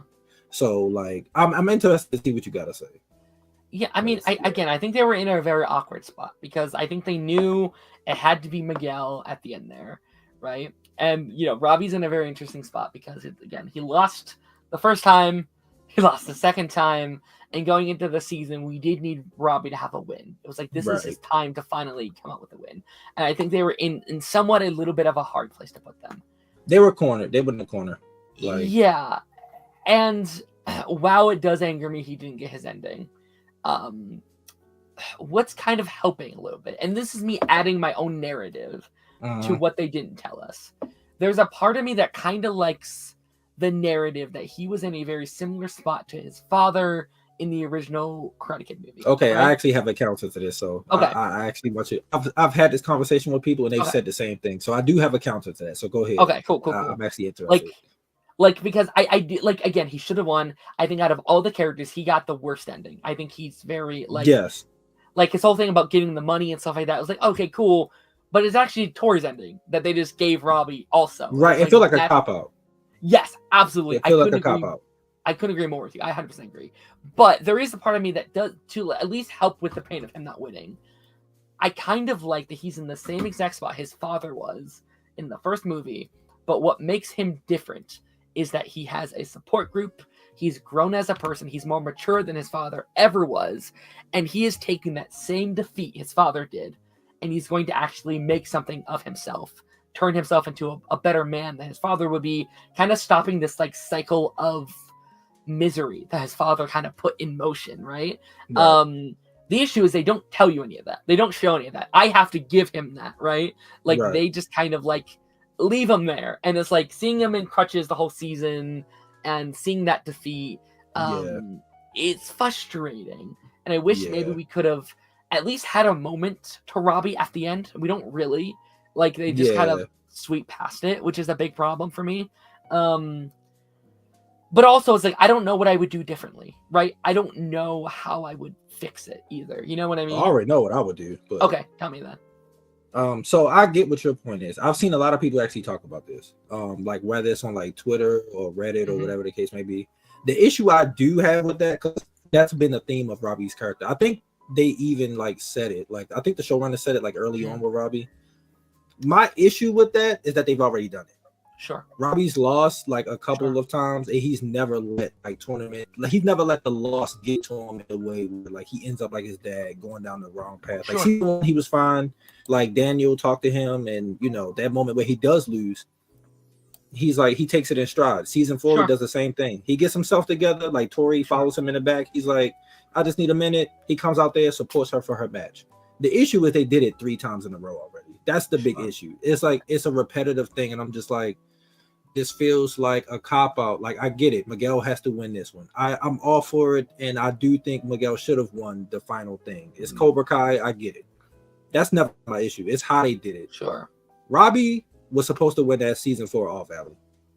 Yeah. They changed it to Hawk winning. I still don't understand why, but I think they're probably kicking themselves in the back of the head now because they pissed off probably your second biggest fan base in terms of characters, of the teams. You probably pissed them off. If you go to John's Instagram, it's so people aren't being toxic, but they're being critical. They're actually giving criticisms.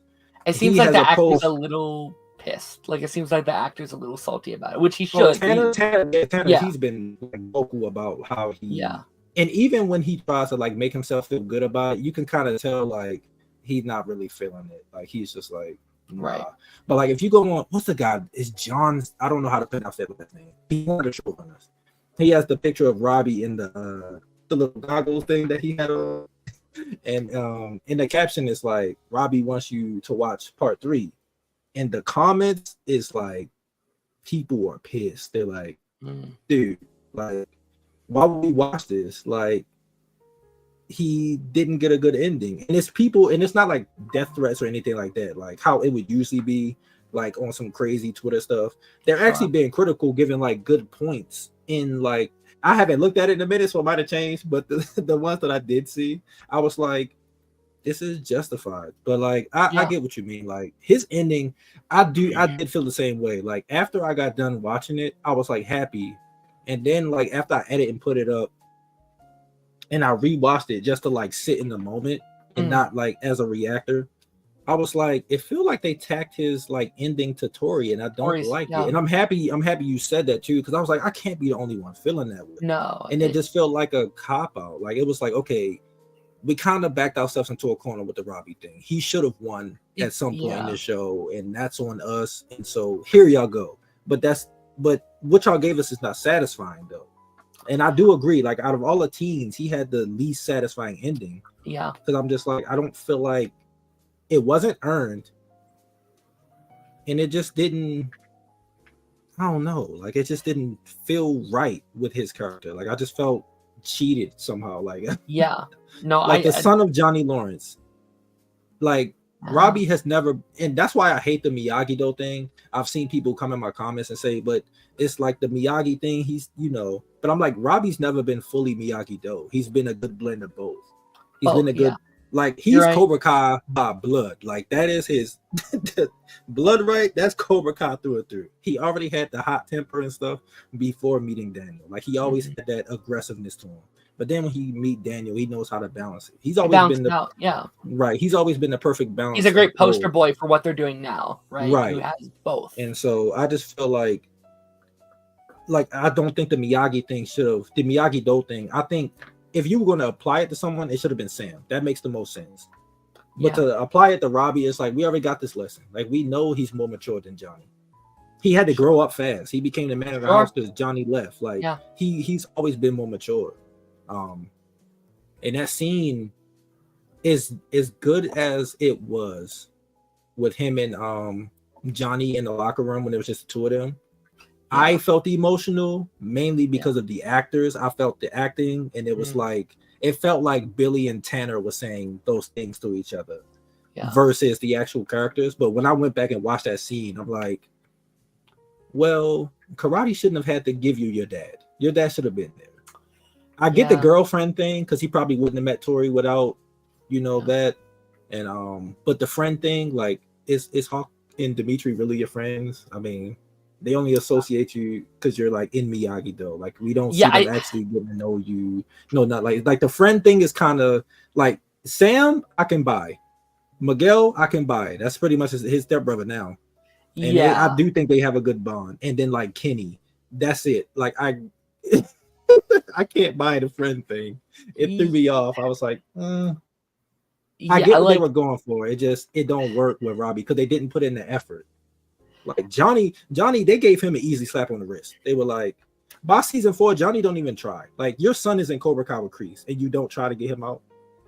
But you see Devin in Cobra Kai season 5, and you were ready to rush your ass in there to get her out. Like, it's like, no. Like, they gave Johnny an easy way out when it comes to the Robbie thing. And I had to explain that in my episode 15 reaction.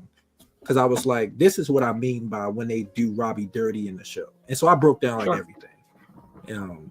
And so, like, I don't like it.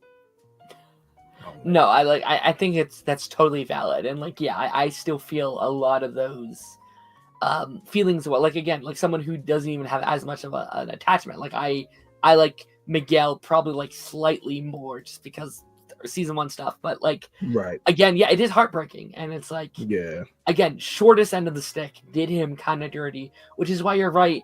it's probably why he deserves a spinoff more than any other character. Right. Because he deserves to finally. It's kind of like that, like Supergirl, Superman thing, where it's like Superman was never going to be done justice on Supergirl because it wasn't his show. Until we got his own, and then it's like, okay, yeah, now we can let him shine and be his own. Because I get it. Like, unfortunately, when there's a Karate Kid label on one of the characters, they get the extra buff. They get the extra buff, and it's like Miguel was going to get that because the show established that. Like Johnny's, like literally Cobra Kai is what if the Karate Kid movies focused on Mr. Miyagi instead of Daniel. Like Miguel was more a part of Johnny's arc than the opposite way. But he still gets his focus. Like that, he's still the Karate Kid of the show. So he's gonna win. Robbie is gonna lose because of plot. It is what it is. Like I don't, it's nothing we can really do about it. So I do feel like giving him his own show, it will give him a chance to do his own thing. Like he's out the shadow of his dad. He won't have to be in Miguel's shadow. Like he can finally he out of Daniel's shadow. He can just do his own thing. Like just do his thing and just keep it moving. And I would love to see like Chosen come in and like give him some training. Because that's one sensei he hasn't been with yet. He's been under his dad for a little bit. Daniel, Silver, and Kreese. Yeah. He's been under pretty much all of them. And so I would love to see like, it don't even have to be a long show. It could be like a 3-season thing. Where maybe in the last season, the last like tournament they do, at least for the show, where they want to end it, is in like Okinawa. And he needs certain training and they bring back Chosen and he needs him. But I watched this dude, his name is Chosen, the Chosen One. Definitely like check out his YouTube. Like he does a lot of good Cobra Kai content. But he brought up the Creed parallel. He was like, what if Robbie is like in the Creed position where like he goes through his arcs, but then he had like, because he fought like his Drago, it would be Axel. Axel broke his leg. So what if they redeem Axel by bringing him in, like they brought in the son of Drago to train Creed, and they do that. And when he said that, I was like, dude, I need this show now. Like, I was like, I need it. Yeah, I think they very purposely left Axel, left Wolf, and left Zara open. They're wide open. They seem like they will be reoccurring either villains or just like supporting characters. I think they redeem Axel. I don't think he's that evil. I don't think he's that evil to begin with. No, but I think they might have him redeem himself in the case where like he comes to terms with who he truly is and not I think he has a full open story. Like, I think there's potential. We really know nothing about Axel outside of being trained by shitty people. That's it, right? Yeah. So, and again, that could be his Johnny, right? That could be his, right. The, like new Daniel Johnny situation. That would be so cool. I would watch that. I'm down. Like this, like what see, that's the thing. Like it's so many things that they skipped over. Like I alluded to it at the beginning. We have to talk about it. The fact that a kid died on TV and like none of the kids are affected. It's like, no, I'm sorry. But considering first of all, the school fight damaged all of the kids, not just physically, but mentally. You're telling me a kid, a full fucking Karate Kid Mortal Kombat brawl drops out and a kid dies, and y'all telling me it don't affect no one but Daniel for a little bit? Like, no, I'm sorry. That's no. It pissed me off. Yeah. Because that would have explained why Robbie was a little scared to fight Axel. Like, if they would have played into that would have been a good arc. Like, what if that happens to me? Like, not even just for the knife, but what if I do a kick or something and he blocks it and I land wrong and something happens to me? Like, that could have been an arc. That like I said, I think they knew how they wanted it to end, but not how to get there. This just it sucks. And they treat it as a joke too. Like, we had a moment of silence and I hated that so much. That was my least favorite. I'm not gonna lie, I did laugh because it caught me off guard. I mean, it's funny, but it's also just so like, it was disrespectful. Like when I was editing, I just shook my head. I was like, I really laughed at this. Because I guess I was in the moment, I wasn't expecting it. Like I saw him get the nachos. I saw him get the nachos, and I'm like, okay, Penis Breath is being fat, like he just hungry or something. But I didn't like catch like they were setting up the nacho thing. And then when I'm editing my video, I see it happen, and I'm like, oh, okay, now. Yeah, it's like, it's a funny bit. I get it, but it would have been nice if they like took a bit of like sincerity to that scene, because it's a big moment. Like, this is their first tournament back since someone died. And it's only been like a month. It's a big deal, and I agree with you 100%. I wish we could. I get we're limited on time, but you know what? You do? Take out that stupid AI plotline in episode episode 16. That's just like, we're gonna train with the AI, whatever. Take that stuff out. Yeah. That was funny though. I'm not gonna lie, but like, it's a little funny, but like, it's the most like, whatever. It's like, take that out. Yeah, like, take that out and have an episode about, because like Sam and Tori training stuff, fantastic. Love that was good. Stuff. Yeah, that was good. Have it parallel to Robbie and Miguel too. Have them have an episode to themselves, being like, I'm scared. I have to go back to a tournament where someone died. I don't know if I'm ready for that. There's so much responsibility. I don't know if I can do it. Focusing on that stuff. Right. It should have affected both of them. Like, Miguel, your back. You fucked up your back the last tournament you were in. What if that happened to you? Like, it should have affected all of them. Yeah. Right. Like, and I get that, like, the kids are supposed to be, as the karate kid, you're supposed to be mentally tough. And I get what they're trying to do with Miguel, but that makes him unrelatable. Like, if you actually have him like, what if they target my back? Or what if I land wrong? That might be it. Like, I might be done after this. Like, I might not be able to fight again. It might not heal correctly. Like, it's a lot of missed opportunities. First of all, why are Hawk and Dimitri going to college? They literally invented some new AI thing. Like, if y'all don't go pad and pin that and go start selling it, because that'll be the future in a few years, maybe realistically here. Like, you gonna be rich. Those two are been some of my least favorite this season. It's very clear to me neither of them have had anything to do since season 4. Dimitri got a slap on the wrist. He full ass cheated on his girlfriend. She's like, I'll take you back. And I was like, I get it. They want to wrap things up. But I also don't love the amplification for younger audiences that if you cheat, you can just make up, right? You can just get away with it if enough time has passed, right? I'll defend Dimitri a little bit when it comes to that. I don't think it's necessarily cheating. I don't think he should have danced with her, because he did have a girlfriend and he was getting all Hawk like, hey, we got girlfriends. We love our girlfriends. He said, I don't have a girlfriend, right? He said, I don't. And what did he really? I think so. Oh, I think he did say, I might have to go back and watch that. I think it's like, it's not bad cheating, but it's almost crossing the line. It's almost crossing the line where it's like, and what would have happened if they didn't stop her, right? Like, what if I don't think like, what if I don't think he has enough willpower to stop? Like, because like, what if Hawk doesn't call Moon? Like, does he end up hooking up with her? Like, I think he does. See, you might be right on that one. Okay, I might have to give you this one. Dimitri is such a frustrating character because he used to be one of my favorites. He was season 4. This season. Dimitri season 4 was like one of the most badass characters. This character that came from nothing and became one of the best fighters.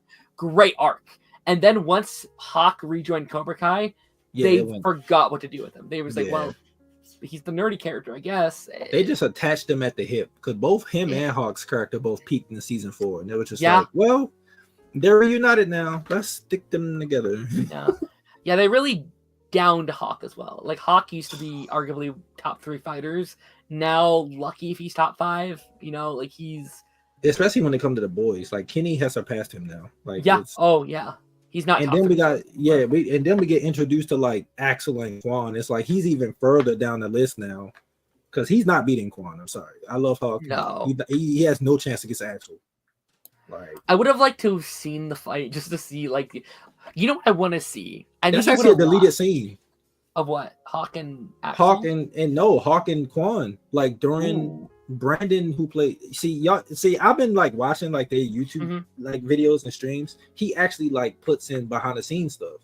So he said, I forgot which video it was. I might have to go back and rewatch. But he was like, Hawk and Quan was supposed to fight for a little bit during the tag team thing, and he actually showed. I think it's on his TikTok too. But it's a full scene of like them two like going at it for a little bit, and then they tag out. And I was like, why they had this badass like thing where like Hawk does this like flip kick thing and like you could tell it's Jacob actually doing it, and I was like, Cobra Kai. That's cool. Why the fuck was this cut? Like, what are we doing?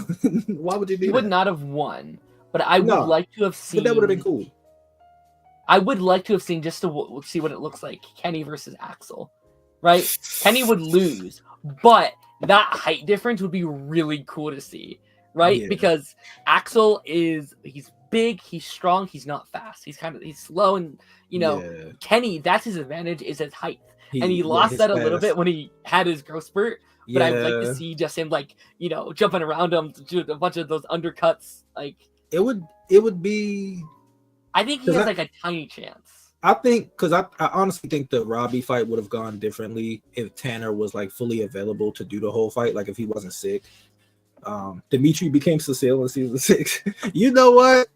I might give you that. Like he became really annoying, and it's just like it don't matter what college your best friend go to. Like I get that y'all was set on it, but it's just like you're teens, you're gonna change your mind. And if that's the only school you were talking about for like your entire childhood, and then you actually got to go and like visit a couple colleges, and you're like, oh no, it's more to life than just MIT, and you want to explore your options. I would be happy for my friend. I'd be a little upset, like, oh man, we want to do this together.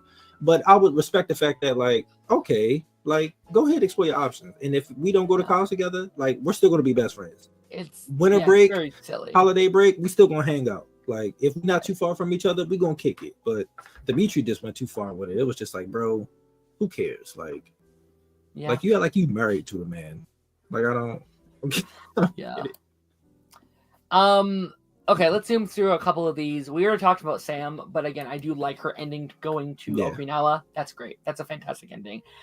Might be the most I cried, not because of it's Sam, but the actor's reaction when they're saying goodbye to Sam. Like that hard cut of Amanda saying goodbye and then Daniel's thing killed me. I started tearing up. I was like, oh, this is so. And again, it's almost like saying goodbye to Daniel in or like. Era. It's like them literally saying goodbye. It was like, oh no. It felt more like the actors. Like the last two episodes, like the last couple episodes felt more like the actors than the characters. Like I alluded to, like the Robbie and Johnny scene, like that felt like the actors. Kreese and Johnny, Jesus Christ. That scene broke. Oh my God. I actually cried at my reaction to that scene. That scene had me in tears, actually, because it hit me. Because I relate to that, like not having my dad in my life and him abandoning me. So that scene hit me on a personal level that I did not expect them to go down. And I was like, this is hitting really close to home. And I was like tearing up, like full blown crying in my reaction. I was like, dude, they cannot be doing this to me. I think William could be up for an Emmy. He's not going to get it. He should be. Yeah. He almost every episode in part 5, I have a moment where I'm like, holy shit, this man's incredible. That scene in the final episode with him at the grave and being like, I promised I wouldn't come back until I made something of myself. Well, here I am. It's so good. Yeah, he sat down. He was like, what did he say? He was like, Mom, I'm a loser and I'm always gonna be one. And then it gets to the end of the episode where he shows back up with the flowers and the picture of his family and stuff. And he don't even have dialogue. Him putting the picture down and walking off, and then it zoom in on it, like next to his mom grave, says everything. It was just like, that was perfect. That was perfect. Like you didn't need any dialogue there. I want to talk about Kreese and Silver. Now, I know you're not the biggest fan of those characters. Oh no, I love them. I just don't like the way that they went out. Oh really? It was too over the top for me. I'm sorry. It's very silly. It was silly. Like the no mercy, and then he flips it. I was like, dude, no. Yeah, it's very silly. I kind of like that they died though. Like I think that. I had no issue with them dying. It was the way it happened. Yeah, I kind of liked it. Like it's very Rambo. Really, I might have to rewatch it. It's silly for sure, but I think I think Cobra Kai needed to go down with the ship, right? Cobra Kai was toxic because of those two. So I think them literally blowing each other up is the perfect ending. Well, I would argue it was toxic because of Kreese. Like, Kreese, this is your fault. When Terry came back, Terry was actually trying to teach the students the right way. Mm-hmm. And then Kreese started pulling on his PTSD and his insecurities and stuff about the war and throwing that all in his face. And I was just like, you made him turn back into this, Kreese. This is your fault. Yeah. And like, I really never realized it until this final part. Every single thing that has happened in this show and the Cobra Kai movies is Kreese's goddamn fault. Like Daniel Except Karate Kid 2. But no, I know. I mean, Daniel never would have been there in Karate Kid 2 if it wasn't for what Kreese did to Johnny and how he like enforced that tournament in the first movie. Like, every single character choice, every character would be fundamentally different if Kreese was never born, right? Daniel would have never, learned karate. Johnny probably, I don't know. Johnny may have never learned. I think he still joins karate, but if he had a better mentor, he wouldn't have been the way he was. And like the end of the movie when he's like hitting Kreese, or he's hitting Johnny with the trophy. Like every single action is because of this goddamn man. So I think it was really important for them to reel in on him and his life decisions and have him be like, I'm a terrible person. Like I suck. I need to try to make penance with the people in my life. I think that was needed. It's better late than never, but I'm like, you chose when you're about 85 to do this. You should have had clarity 35 years earlier. I'm sorry. Like, in his defense, he's the only one that properly felt the pain of Kwan's death, right? He's the only one. That's true. Like, which that's not damn true. Like, I called that last arc where I was like, okay, now that Kwan's died, that is also Kreese's fault. That was his knife. He shouldn't have brought the knife into this. Or he brought Kwan into this. He died because of Kreese, 100%. So I like that. That was that was a wake up call. He had to be like, holy shit. He even took acknowledgement. Like at the beginning of episode 11, he was like, this was on me. Like this was my fault. Yeah. I brought this knife and I brought this toxic energy in there, and this is on me. It is, yeah. It's yeah. I enjoyed them. I do agree with you with the whole silver sickness thing kind of coming in last minute. Like, that was random. Yeah. As much as I like this, like I think they could have did something with it, because I think Thomas is such a good actor. I feel like he could have really did something with that. Focus on that in the whole season, not just final part. Yeah, I agree with that. Tori also pretty straightforward ending, but it's like, she won. It's still more there. Yeah, no, I think she needed the win the most out of everybody, right? She had that win in season 4, and but Silver cheated, so it didn't really count. Because technically Sam won. Sam won because she got the points, but they cheated the refs. But where the hell is her brother? Why is she okay? Who's watching her? That's what I'm saying. She's not an adult. She doesn't have parents. Is she? Well, she's 18. They're about 18 now. So are they? I thought it was like an under 18 tournament. It is, but I mean, we have to assume because it's a time jump, obviously, between when the tournament ends and then because Robbie's leg is healed. His leg was broken.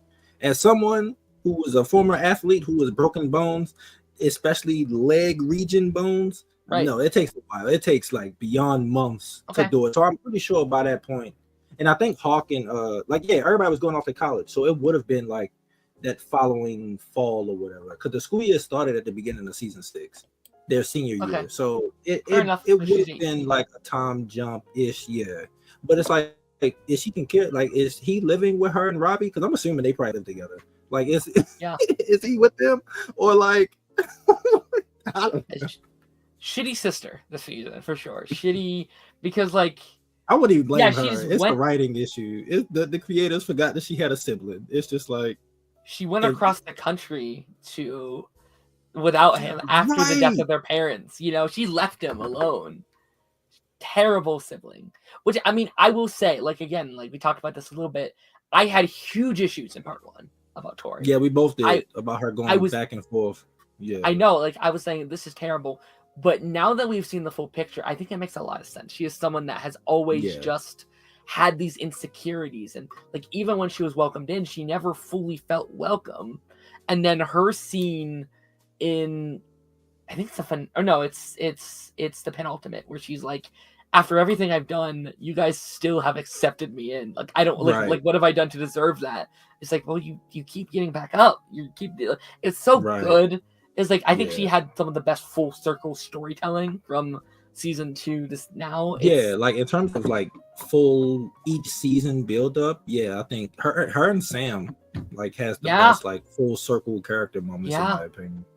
You're right. Like, I think they've been the MVPs of this season. Like, because at first, and it makes sense, like that moment where, and I don't even like Kreese like that. Like, I like him as a villain, but like in terms of like when he do good stuff, I feel conflicted. In that moment where, like they're standing there and it pans to Tori and she like looks into the crowd and sees him and he like smiles and like bows to her. She like that smile she had on her face, no dialogue. It was just because the one thing I could say about Kreese, no matter how we feel, when it came to Tori, he did not play about Tori.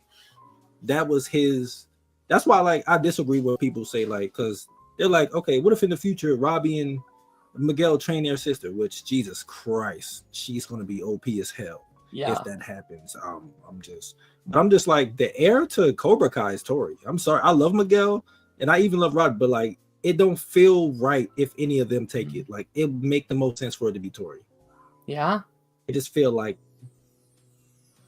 she's always been full bred Cobra Kai, right? Like her and which is why that ending feels good, because it is like Miguel and Tori have always been the most, I guess, kind of Hawk. I think Hawk has been the most, like, if in terms of tenure, it's definitely been like Tori and Hawk in terms of who's been in Cobra Kai the longest. You could count Kyler, but nobody likes Kyler. I think though, but also I think Miguel never really left Cobra Kai. Like I think he was always fighting as Cobra Kai, even when he was at Miyagi-Do and Eagle Fang. You know what I mean? Like I would argue he always had Johnny.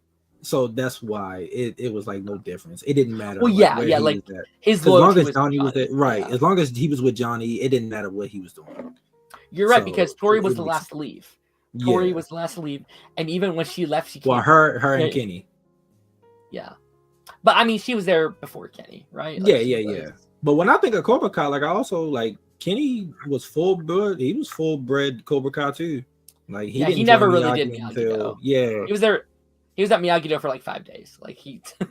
Like, and then it took his brother and all of them to convince him to join. So like, which I would have loved that. Oh, like there's so many missed opportunities. Like Robbie training his student again. Like, where were those moments? It's just, I feel like part 1 could have focused on like rebuilding the students back up. Like, okay, we got rid of Silver. Let's get ready for the Saikai Taikai. Let's train. Let's.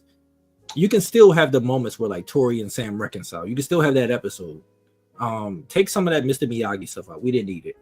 Like now I'm thinking in hindsight, like I thought that story was gonna go somewhere. I thought it was gonna be interesting. It kind of went nowhere. So it's 100% a backdoor pilot. That's all that was. It was like remove it. Like we didn't need it. You could have had more time for that. You could have took out. You kind of needed to introduce the Korea Cobra Kai.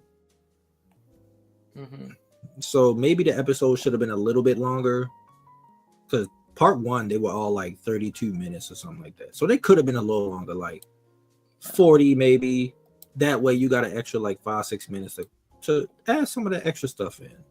I agree. You know. In the end, like Kenny was kind of disappointing. Like I know they cut some of his scenes. I would have liked a little something there. I didn't need more with Anthony. That was fine. Anthony is probably the only new gen karate character I don't care for. I'm like, I don't want him to learn karate. Anthony sucks. I can't stand Anthony. I like him on a very base level. Like I kind of liked the reverse Cobra Kai where like he was the bully. That stuff was cool, but didn't give a shit. Like Daniel this season being like, oh, maybe he should go to this. Like, shut the fuck up, Daniel. That's the I was like, Daniel, what the hell are you doing? The what in the bias is that shit? That's so stupid. Like, and I love Johnny too, but he was being biased for Devin, and I'm like, listen, Devin is an improvement on Anthony, but she ain't Kenny. Like Kenny was. Should have always been Kenny. Always been Kenny. Kenny was, first of all, he was under Robbie, Kreese, and Silver. Hell no, that should have been end of conversation. Yeah. Like I saw people complaining didn't get it. Yeah, well, I'm mad about Kenny not getting anything because when he was brought in season 4, he was a main character the whole time. Whereas Devin, she was just a recurring role, but like Kenny was like brought in to be a main character going forward. So, and Kenny had his moments. Yeah. Last part when he won that for the team, that was a great moment. I would have just liked just to talk with him again. He didn't have any lines. Yeah, like 3, like what are we doing? Like, but like I said, there's a lot of missed opportunities because like storylines that they could have done that maybe we could get in the future. But I wanted to see him and his brother now that his brother was out of jail. Like what does that look like now? You know? Yeah. Like Tori, like we still don't know who Tori's dad is. That could be something that's explored in the future. Like I think originally it was Mike Barnes until they brought Mike Barnes in, and then it was like, no, it's not her. I was like, fuck, I was wrong. I was mad about that. I was like, what if that would have been it? Like after the, like, you know, as life went on, his anger issue just got worse, and that ended up happening. And then when they brought him in, I was like, oh, my theory is wrong. I guess it is what it is. But I was still left to know, even if he's nobody, like if she just meets him one day, or he finds out about her, like she's this world champ now, and she got money. And now he want to pop up, and you know, like that could be interesting. Like it's a lot to do with them. But no, like I think you've kind of convinced me on the like Tori Robbie spinoff. Yeah, like that's the one it has the most potential. And that's right. But honestly, just throwing Kenny, have it be Robbie, Tori. That's Kenny. What I'm saying. Like Kenny can be in there. Like even though, because it would obviously be a time jump. Kenny, Devin, and Anthony, they started. Well, Devin, I think, was already in high school because she was in the same class with like Bert and the other little kids that was. So she was already in high school. But like by the time you do it, it's gonna be a few years out. Like you have to. He might have graduated. Yeah, like he might have graduated and stuff. Like there's a lot you could do there. I mean, that actor's 18 now. So he's. I think he's about to graduate this year. Or he just graduated. It's one of the two. But yeah, the future spinoff, like 10, 15 years down the line, if they do have Miguel and Robbie train their sister, it's over.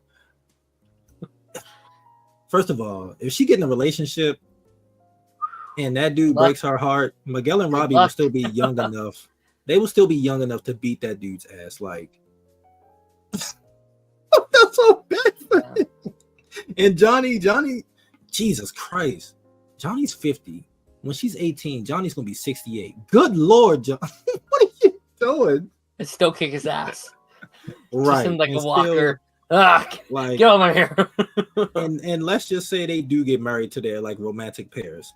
You got Tori there, Sam, Daniel.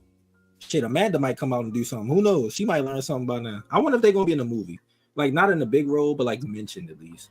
I want a phone call with Amanda or something. That'd be nice. Or honestly, like, because I completely get you want to introduce like a new audience back to Cobra Kai or back to Karate Kid. That's fine. Just have their photo. Just have like their photo from the final episode with them holding the thing up.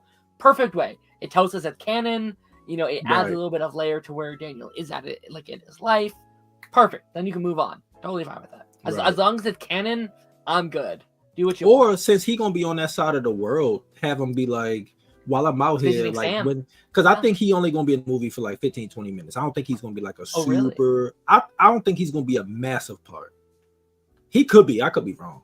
Sure. But like, I think he's gonna be in there for like 20, maybe 25 minutes, and then. But like, yeah, he could go visit Sam. Like he'd be like, while I'm over here, like, what are you gonna do now? Like, my daughter's not far from here. I'm gonna go visit her or whatever. Just a name drop. Or you can have, since they're across seas, you might have a cameo from maybe Toy and Robbie doing one of their little sponsorships or something. Like you can have that in the background. Like maybe footage they took from Cobra Kai and was like, hey, yeah, y'all can use that as like little Easter egg. You know, oh, who are these characters? So you get audiences into Cobra Kai and they go watch it and be like, oh, this is dope.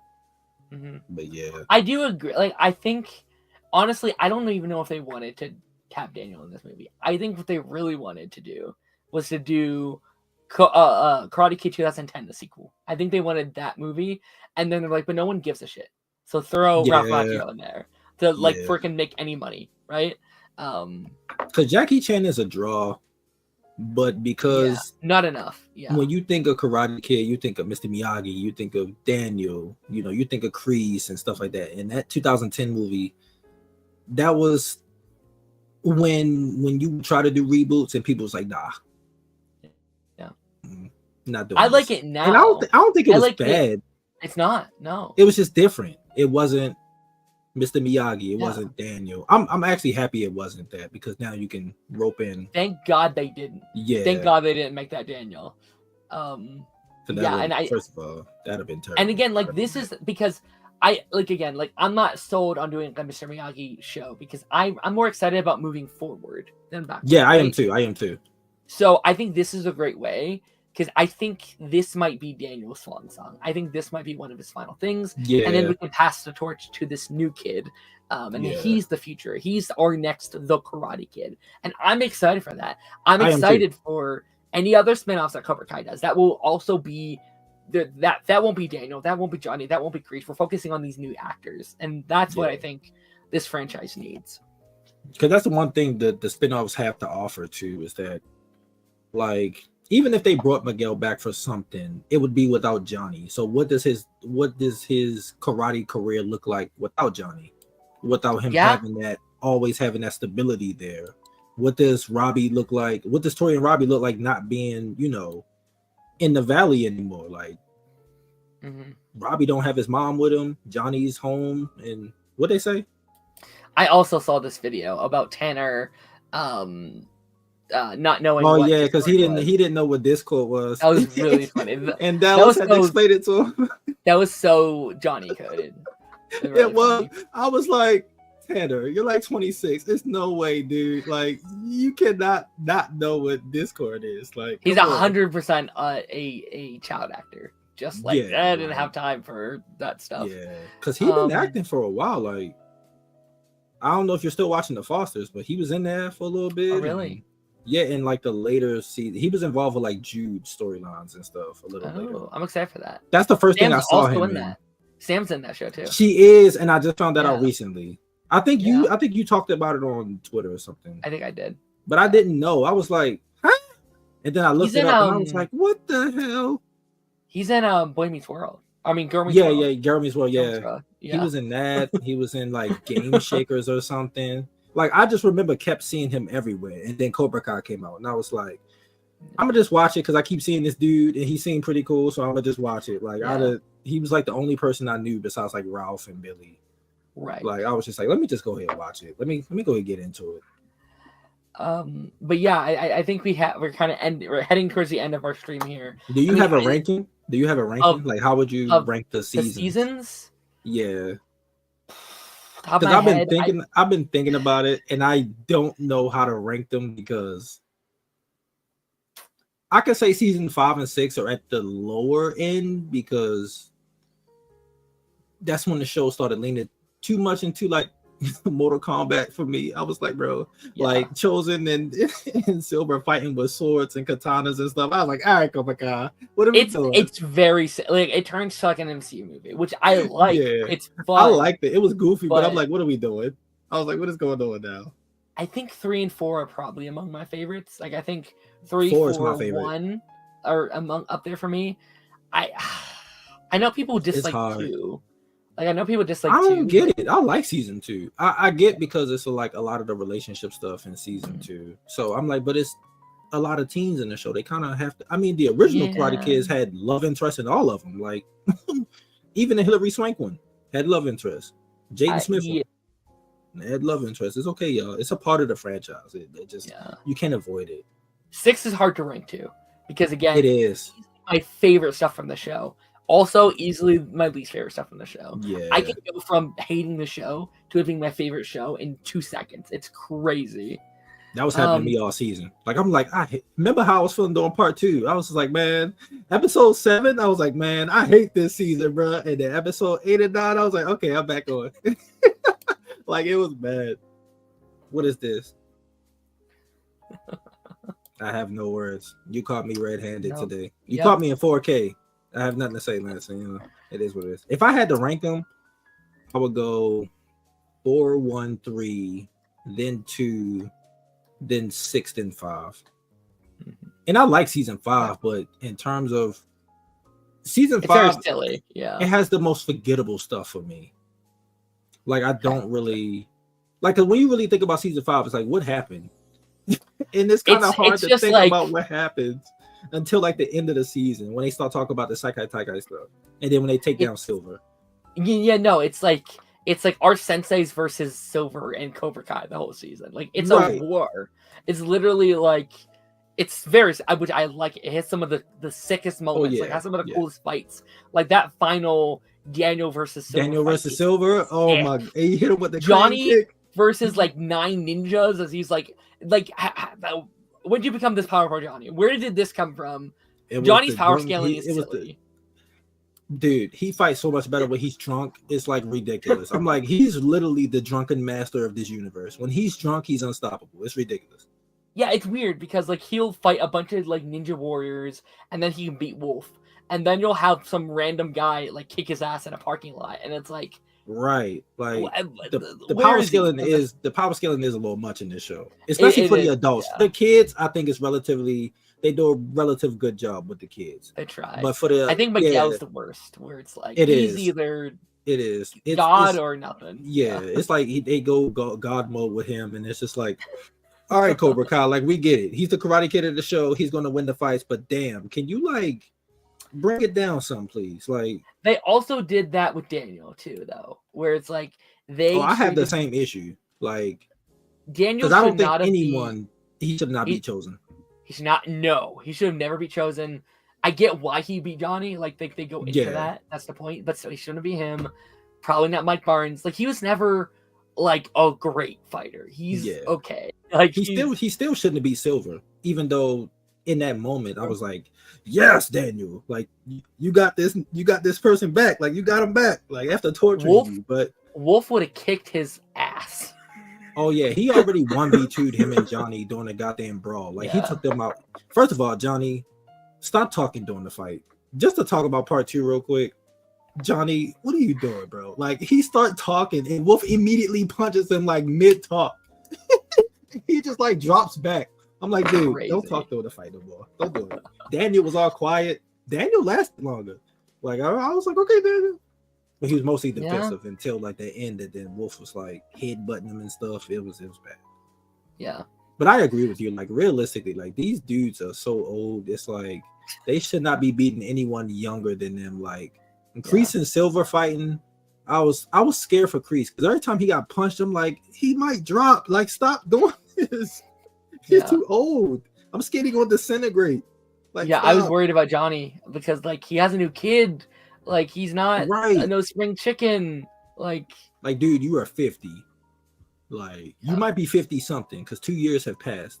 And I think Sam said to him in season 4, like you're a 50 something year old man who still ain't get your life together. So he might be like 52. And it's like, dude, you're 6 years away from 60.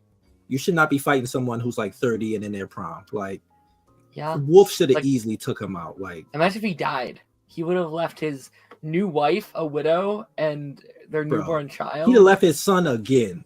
Yeah. Oh my lord. That'd man. Jesus Christ. I'm gonna miss this show though. I am. It's the end of an era. It's I think it's honestly kind of the last feeling of like a network TV show. Like it wasn't network, but it kind of feels like it is. It felt like it, yeah. You know, new seasons almost yearly. You know, the big cast, 6 years on the air. You know, but you know, we got at least one more this year with Karate Kid Legends. That should be fun. I'm excited. I'm gonna definitely go see it in theaters. Yeah, just to get that experience. I'm gonna see it on my birthday, so that's gonna be because this will be the first one I get to see like on my birthday. Yeah, I knew nothing about the Jaden Smith one, so when it came out, I didn't see it till it came out on like DVD and stuff, and then obviously none of us were even thought of when the original movies came out. So you know, it's because I've been watching this my whole life, and I've never seen one in theaters, and that just hit me recently. I'm like, oh, I get to experience that. Like I get to finally experience it. Like like even the Hilary Swank one, I think that came out like 93, 94. Like I was just born. I ain't gonna be seeing that. Like I finally get to see this one. Isn't that That's crazy? so cool. This is a journey that has been going on before we were born, before we were thought of. That's crazy. Yeah. Golly. That's crazy. And I will say, this is no hate to like Jurassic Park or like Star Wars, and I love Star Wars. There's no hate to like the Scream franchise, even like Friday the 13th and stuff like that. Like, this is how you do a successful like legacy.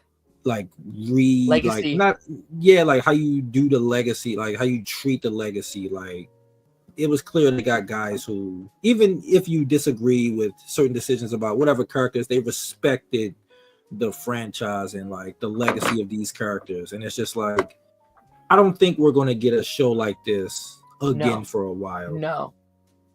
I think the spinoffs will be good because it'll be the same people involved. But in terms of other franchises, like, I don't think we're getting this. Like, I think the best to do a like legacy sequel, and it's very fitting, Karate Kid and Rocky. I think Creeds are really good. Yeah. Rocky. Creed movies are good. So yeah. So like 2 franchises. And it's so funny because they're both like fighting franchises. It's like, so good. I mean, I think there are some good ones out there. Like, I like Jumanji, you know, like there's some good ones that are out there. Oh, they were, because they were totally different from the original. They were different, so it worked. Naruto, sorry, says ready for Daredevil to return. Yes. Tuesday. Yes. They released a clip, I think today, of the scene where he fighting what's the dude name? Bullseye? Yeah. Is that his name? Yeah. They released that. I've been trying to get through what I can. I finished Jessica Jones season 2 today. I actually didn't hate it as much as most people do. But it's rough. I'm going to jump ahead to Daredevil season 3 because I want to make sure I watch that before Born Again. So that'll be fun. Yeah. Because I think a lot of those plots are supposed to carry over, like Bullseye and stuff. Bullseye and no, that'll be big. I would watch it. I ain't got enough time. It'll be here like 4 or 5 days. Yeah. Like, I don't have time. I'm excited though. Like, this is another like street level show. Fighting type of show. I'm like, I need more of this. I would not, after the success of Cobra Kai, I would not be mad if they brought back like some old like martial arts like franchises, as long as it's done with like care and stuff like that. Like, I saw the actors for 3 Ninjas say that they would love to like bring that franchise back, and I was like, first of all, you're not gonna play with my childhood strings like that. Those are my movies, and I love them to death. If they bring that back, I will shave my head bald. I don't know. I will go like, man, they do that, I'll be the happiest person. Cobra Kai kind of made me realize how much I want like a slightly, so silly, but a slightly more serious Power Rangers, right? That's like a little bit more mature. Because let's be honest, Cobra Kai is this generation Power Rangers in a silly way. Like, this is like the Power Ranger, non-Power Rangers we didn't got. Yeah. Like, honestly, Cobra Kai is the perfect tone because it does get serious. It takes itself seriously. It's also goofy as fuck, which Power Rangers needs to be. So if you could do like Cobra Kai but Power Rangers, amazing. I'm in. Like, they're shopping that around. Because the original person who made the deal for Power Rangers for Hasbro, he had so many ideas. And then I think he got removed or whatever, like fired or something. And so now it's just kind of sitting in limbo. But it's rumors that it's going to Paramount or something like, which makes sense. Nickelodeon's over there, and I know they're not Nickelodeon no more, but I'm happy they're moving away because I'm like, I don't trust Netflix. So it sucks though, because I think like Netflix had the power to very much like Cobra Kai. Yes. Bring it to a whole generation that maybe left Power Rangers or haven't seen it. Like, you can market it, I think, to a way that like a Stranger Things was. That Paramount just won't. You know what I mean? Like, they just don't be like, it's out, have at it or whatever. Yeah, I'm here for that too. So, and I don't know if you talked about it. This is Cobra Kai related, but the new Avatar news for the new series or whatever. Have you seen the uproar for that? It is insane. Yeah. It is insane. Probably my most anticipated show going forward. It's just like, because I've never watched an Avatar as it was airing. Like, I caught up during COVID. So yeah, because you were young. Yeah, I mean, it's a my generation show. Like all my friends were watching it growing up. I just didn't have cable, so it like I just didn't get the chance to watch it. But would have been that was more. I don't know. Yeah, I was little when I mean, that we show were came out. younger. Like how old? Like when did that show come? It came out 05, I believe. Because I saw it on the day. I was 3, so yeah, I was 3. Oh yeah, that was definitely our generation. Yeah, but it is more. Yeah, like it was big as I was getting into it though. Like, yeah, same as like Ben 10, where it's like that came out. So I grew up on it. Like by the time I was old enough to actually get it, it was done and really popular and stuff like that. So yeah, I'm hyped for it. It'll be interesting because like they're like it's an avatar, but she's a twin, and it's some interesting ideas here. And I'm like, okay, Cobra ruled the world. I'm really curious to see how an avatar twin works, because either one or there. I think I heard avatars. I heard one was supposed to be like a dark avatar type of thing. That's just what I'm hearing. I don't know if like how true it is, but I'm like, okay, that's kind of cool. Like that's something new that I feel like it has intrigue. The only thing I'm like people are just now getting hip to Cobra, kind of messing up the world. I'm like, the spirit world and the human world was separated for a reason. Now it's like merged in this chaos, and I'm pretty sure that's gonna have a lot to do with it. Because now you got Cole, the face stealer, stealing faces around the world. It's like, what are we doing? I think you're going to start off the show and it be Cobra is the worst avatar. But I think like in the show, they're going to be like, oh, no, she actually did all this good. People just don't understand. Like people forgot what she did. And hopefully also she's being hunted. Yeah. Also, the avatar is being hunted in this series instead of like people are like people hate her. For them. They're hunting him. I'm like, that's oh, so cool. This is kind of cool. Like the only issue I have is like Cobra jumped, in my opinion, jumped too far to where like Republic City and stuff look like 1940s, 50s New York a little bit. Like it looked like that industrial era a little bit, and it's like, okay, how far is this and how does it look? Because I'm a little nervous now. What if they backtrack it? They said that she destroyed the world, right? What if they literally like go back in time in terms of like their advancements a little bit? That could be cool. Because I agree, they went way too far. Like they went too far. Out. Yeah. Like next Avatar should be like cyberpunk in terms of like where we were in Cobra. Right, that's what I'm saying. So, that's actually a good point that you brought up. And especially because now the spirit world is like merged with it, it wouldn't be all like technology based. It would actually look really trippy. Yeah. I've just convinced myself that I'm like way more hyped for this show than I was already hyped because I'm like new Avatar, like let's go. And the whole twin thing is fascinating to me because you're right. It's either there's 2 avatars or one twin got it and the other twin didn't. And that's also interesting. This idea of like, why wasn't I worthy enough to be the avatar? Why does she get it and not me? Great villain right there. I would love to see that. Like that. Like that just got me. I was already hyped, but like us talking about it, like I'm like super hyped. I'm like, yo, this could be really good. Because then cool. Because I know that the creators are like big Star Wars fans, and it give off like Luke and Leia vibes because they were twins, and it's like, like I'm like, it's like it's starting to hit me. Yeah, I'm hyped. Yep. I kind of wish it was longer because they said it's only a 2-season show. It's like only 26 episodes long or whatever. I was like, I want more. No, not just that, but 13 episodes. That's not enough. Yeah, it's two 13 episode seasons. And it's like, I was so used to like. But the movies are coming too, so that. Yeah. But I think because we were so spoiled back in the day, where like when TV shows were TV shows, and we was getting like 20-something episodes a season. It's just like. Especially Avatar, like I remember the day it came out. I saw the trailers and stuff. I was hyped as a kid. I'm like, when is this coming out? And that's a network show too. That's not streaming. That's on Nickelodeon again. That premiere, I was like sitting in the basement of our house that we was living in at the time, and my mom did not know I was in the house because I was that quiet. Like I was watching that show because I think it was. I can't remember if it was a 2-episode premiere and they just played the first 2 episodes together or if it was just one. I remember it being like a big premiere. So I can't like fully remember. I mean, it's like 05. So I'm like, I'm like 10. Like 9-10 years old. I don't remember. Yeah. But like, it was epic. Yeah, I'm actually hyped for this. Yeah. Like I'm actually And it's like next year too, or something like that. Yeah, it was supposed to be this year. Yeah, it we was were supposed to get the 2025. movies this year and everything. Like everything just got pushed back. And that's so. I'm like, I hope that because I'm curious because there was supposed to be a Korra movie.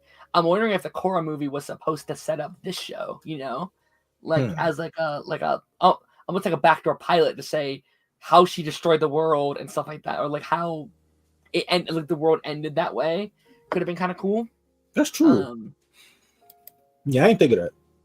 It'll be interesting. But Taj, thank you for being here. This was such a fun discussion. Yeah, man. Saying goodbye to Cobra Kai. I was about to say it sucks that we have to say goodbye to Cobra Kai. Like I'm literally expecting them to make an announcement like season 7. I'm just like it's not coming. Like let me just stop thinking about it. I'm just maybe we'll have to do it again come Legends and see what they do in that. That'd be done. Because that looks more like crazy than any karate. Like he doing kicks off of walls and stuff. I'm like, what the? I'm here for it, but I'm like, what the hell is going on? First Karate Kid movie in what 15 years? So yeah, 2010. 10. Yeah. But I hope Jaden pops up. That's just my last thought. I hope he, even if it's just like maybe that movie was badly received. I mean, at that point, it was 2010. Like social media wasn't really like at its height, so we don't really know what happened. But yeah, I'm hyped. I'm looking forward to the future, like because I do think they will. I do think they will do like spin-offs, and I agree. Like because they listen, we could be completely wrong. Like last thought real quick, but they could do a spin-off that takes place in the Karate Kid, like Miyagi-Do verse, but it's like all new characters in a different location. Separate, which I would also be okay with. I would be totally down with that. Yeah, it's something completely fresh. Like I'm watching Kicking It and like Leo Howard. I want to see him. I wanted to see him in Cobra Kai already because I did know he did martial arts. But seeing him in Kicking It and actually seeing him like actually do his own like choreography and stuff, and I heard he just get better as the seasons go because they older. I was like, yo, missed opportunity. But I was like, I took so much from Kicking It. It's crazy. Like you're gonna go through. I can start seeing a little bit. You're gonna hit moments where it's like, oh, that's just what they did in Cobra Kai. It's crazy. It's like kids' version of Cobra Kai. It's just like, oh, it's that. I'm looking forward to it. I'm looking forward to it. I did hear like the last like 2 seasons was kind of Like they have good moments, but it's like as a whole, the seasons aren't that good. Yeah. And someone was worried like I'm gonna stop, and I was like, no, I'm gonna do the whole series, even if it's bad. Like I reacted to the Flash season 9. This it won't be bad. I'm sorry. Like nothing. I don't think anything could be worse than that. Last comment here, Cameron. What if Hilary Swank? So apparently, I don't know if you heard this. They reached out to her for the final season. Yeah, she didn't want to do it, and she said no. Which is a little strange to me. Like, apparently, I wonder if that's why part 1 felt so weird, because they said there was going to be a whole subplot with Hilary Swank. Oh, so I wonder if they had to like rewrite it or something. That sucks. Damn you, Hilary Swank. I wanted to see Julie. Yeah. Maybe. I want to know her reasons for why. Because it's not like she's busy. Like, I love Hilary Swank. I think she's a great actress, but she's not busy. So either she's just being arrogant, like, oh, I want to do this show, or she genuinely like just had other things to do or like wasn't interesting. But I just feel like that gave you your start. Like when you want to like pay homage to something that was such a big part of your career, like you probably don't get this career if you don't do that Karate Kid. For better, for worse. Like even if you didn't do great or whatever, it got your foot in the door. Yeah. Like that was like the first big thing she was like really in. So I'm like, really the last character Cobra Kai didn't bring back. Like the only character they couldn't bring back into the fold. Like dude, they brought back random ass like it's like Mike Barnes sidekick from Karate Kid 3. And this show brings back characters I didn't know existed. I was like, oh, okay, cool. That's cool, I guess. When they brought back the former champion from Karate Kid 1, I was like, like, this dude look familiar. And then when they did the montage, I was like, oh, it's him. That's so cool. And he actually did martial arts too. So it's like, oh, that's so badass. But Hilary Swank not coming back is a missed opportunity. I'm sorry. Maybe it was a Sony thing. Maybe she didn't want to work with Sony, because I know Sony been a little peculiar in particular when it comes to this franchise. So maybe Karate Kid Legends 2 or something. Like, I think that would be a really... I just, like, why wouldn't you want to do it? Like, I feel like maybe I'm just built differently, and I have a lot of respect for, like, the grind and how I got somewhere. Like, I feel like if I did a series and it blew my channel up, and I'm like, in like 2 months I got like 100,000 subscribers or something like that, or close, I wouldn't just leave y'all in the dust and not do nothing with y'all. If I'm a little busy, I might not be around all the time, but like I would still come every now and again and, you know, come kick it with y'all. But like just to not come back at all, like, I don't know. I need to I'm gonna DM her. But like, why didn't you come back, dude? Why? Like a genuine, curious question. Like, I'm not mad at anything. Like, I personally want to know. Like, and I will sign the NDA or whatever it is. I will not say anything, but I will keep it to myself. Just as long as you tell me why. I can respect it if you were just like, I ain't just ain't want to do it. I was like, okay, I can respect it. I get it. But if it's some arrogant thing, I'm like, all right, bro. Like, you ain't doing nothing. Like, get off your high horse. Like, come on. I love you, Hilary Swank. She's a good actress, but like, she ain't doing nothing now. Her peak was the 90s, unfortunately, in the 2000s, like the early 2000s. For sure.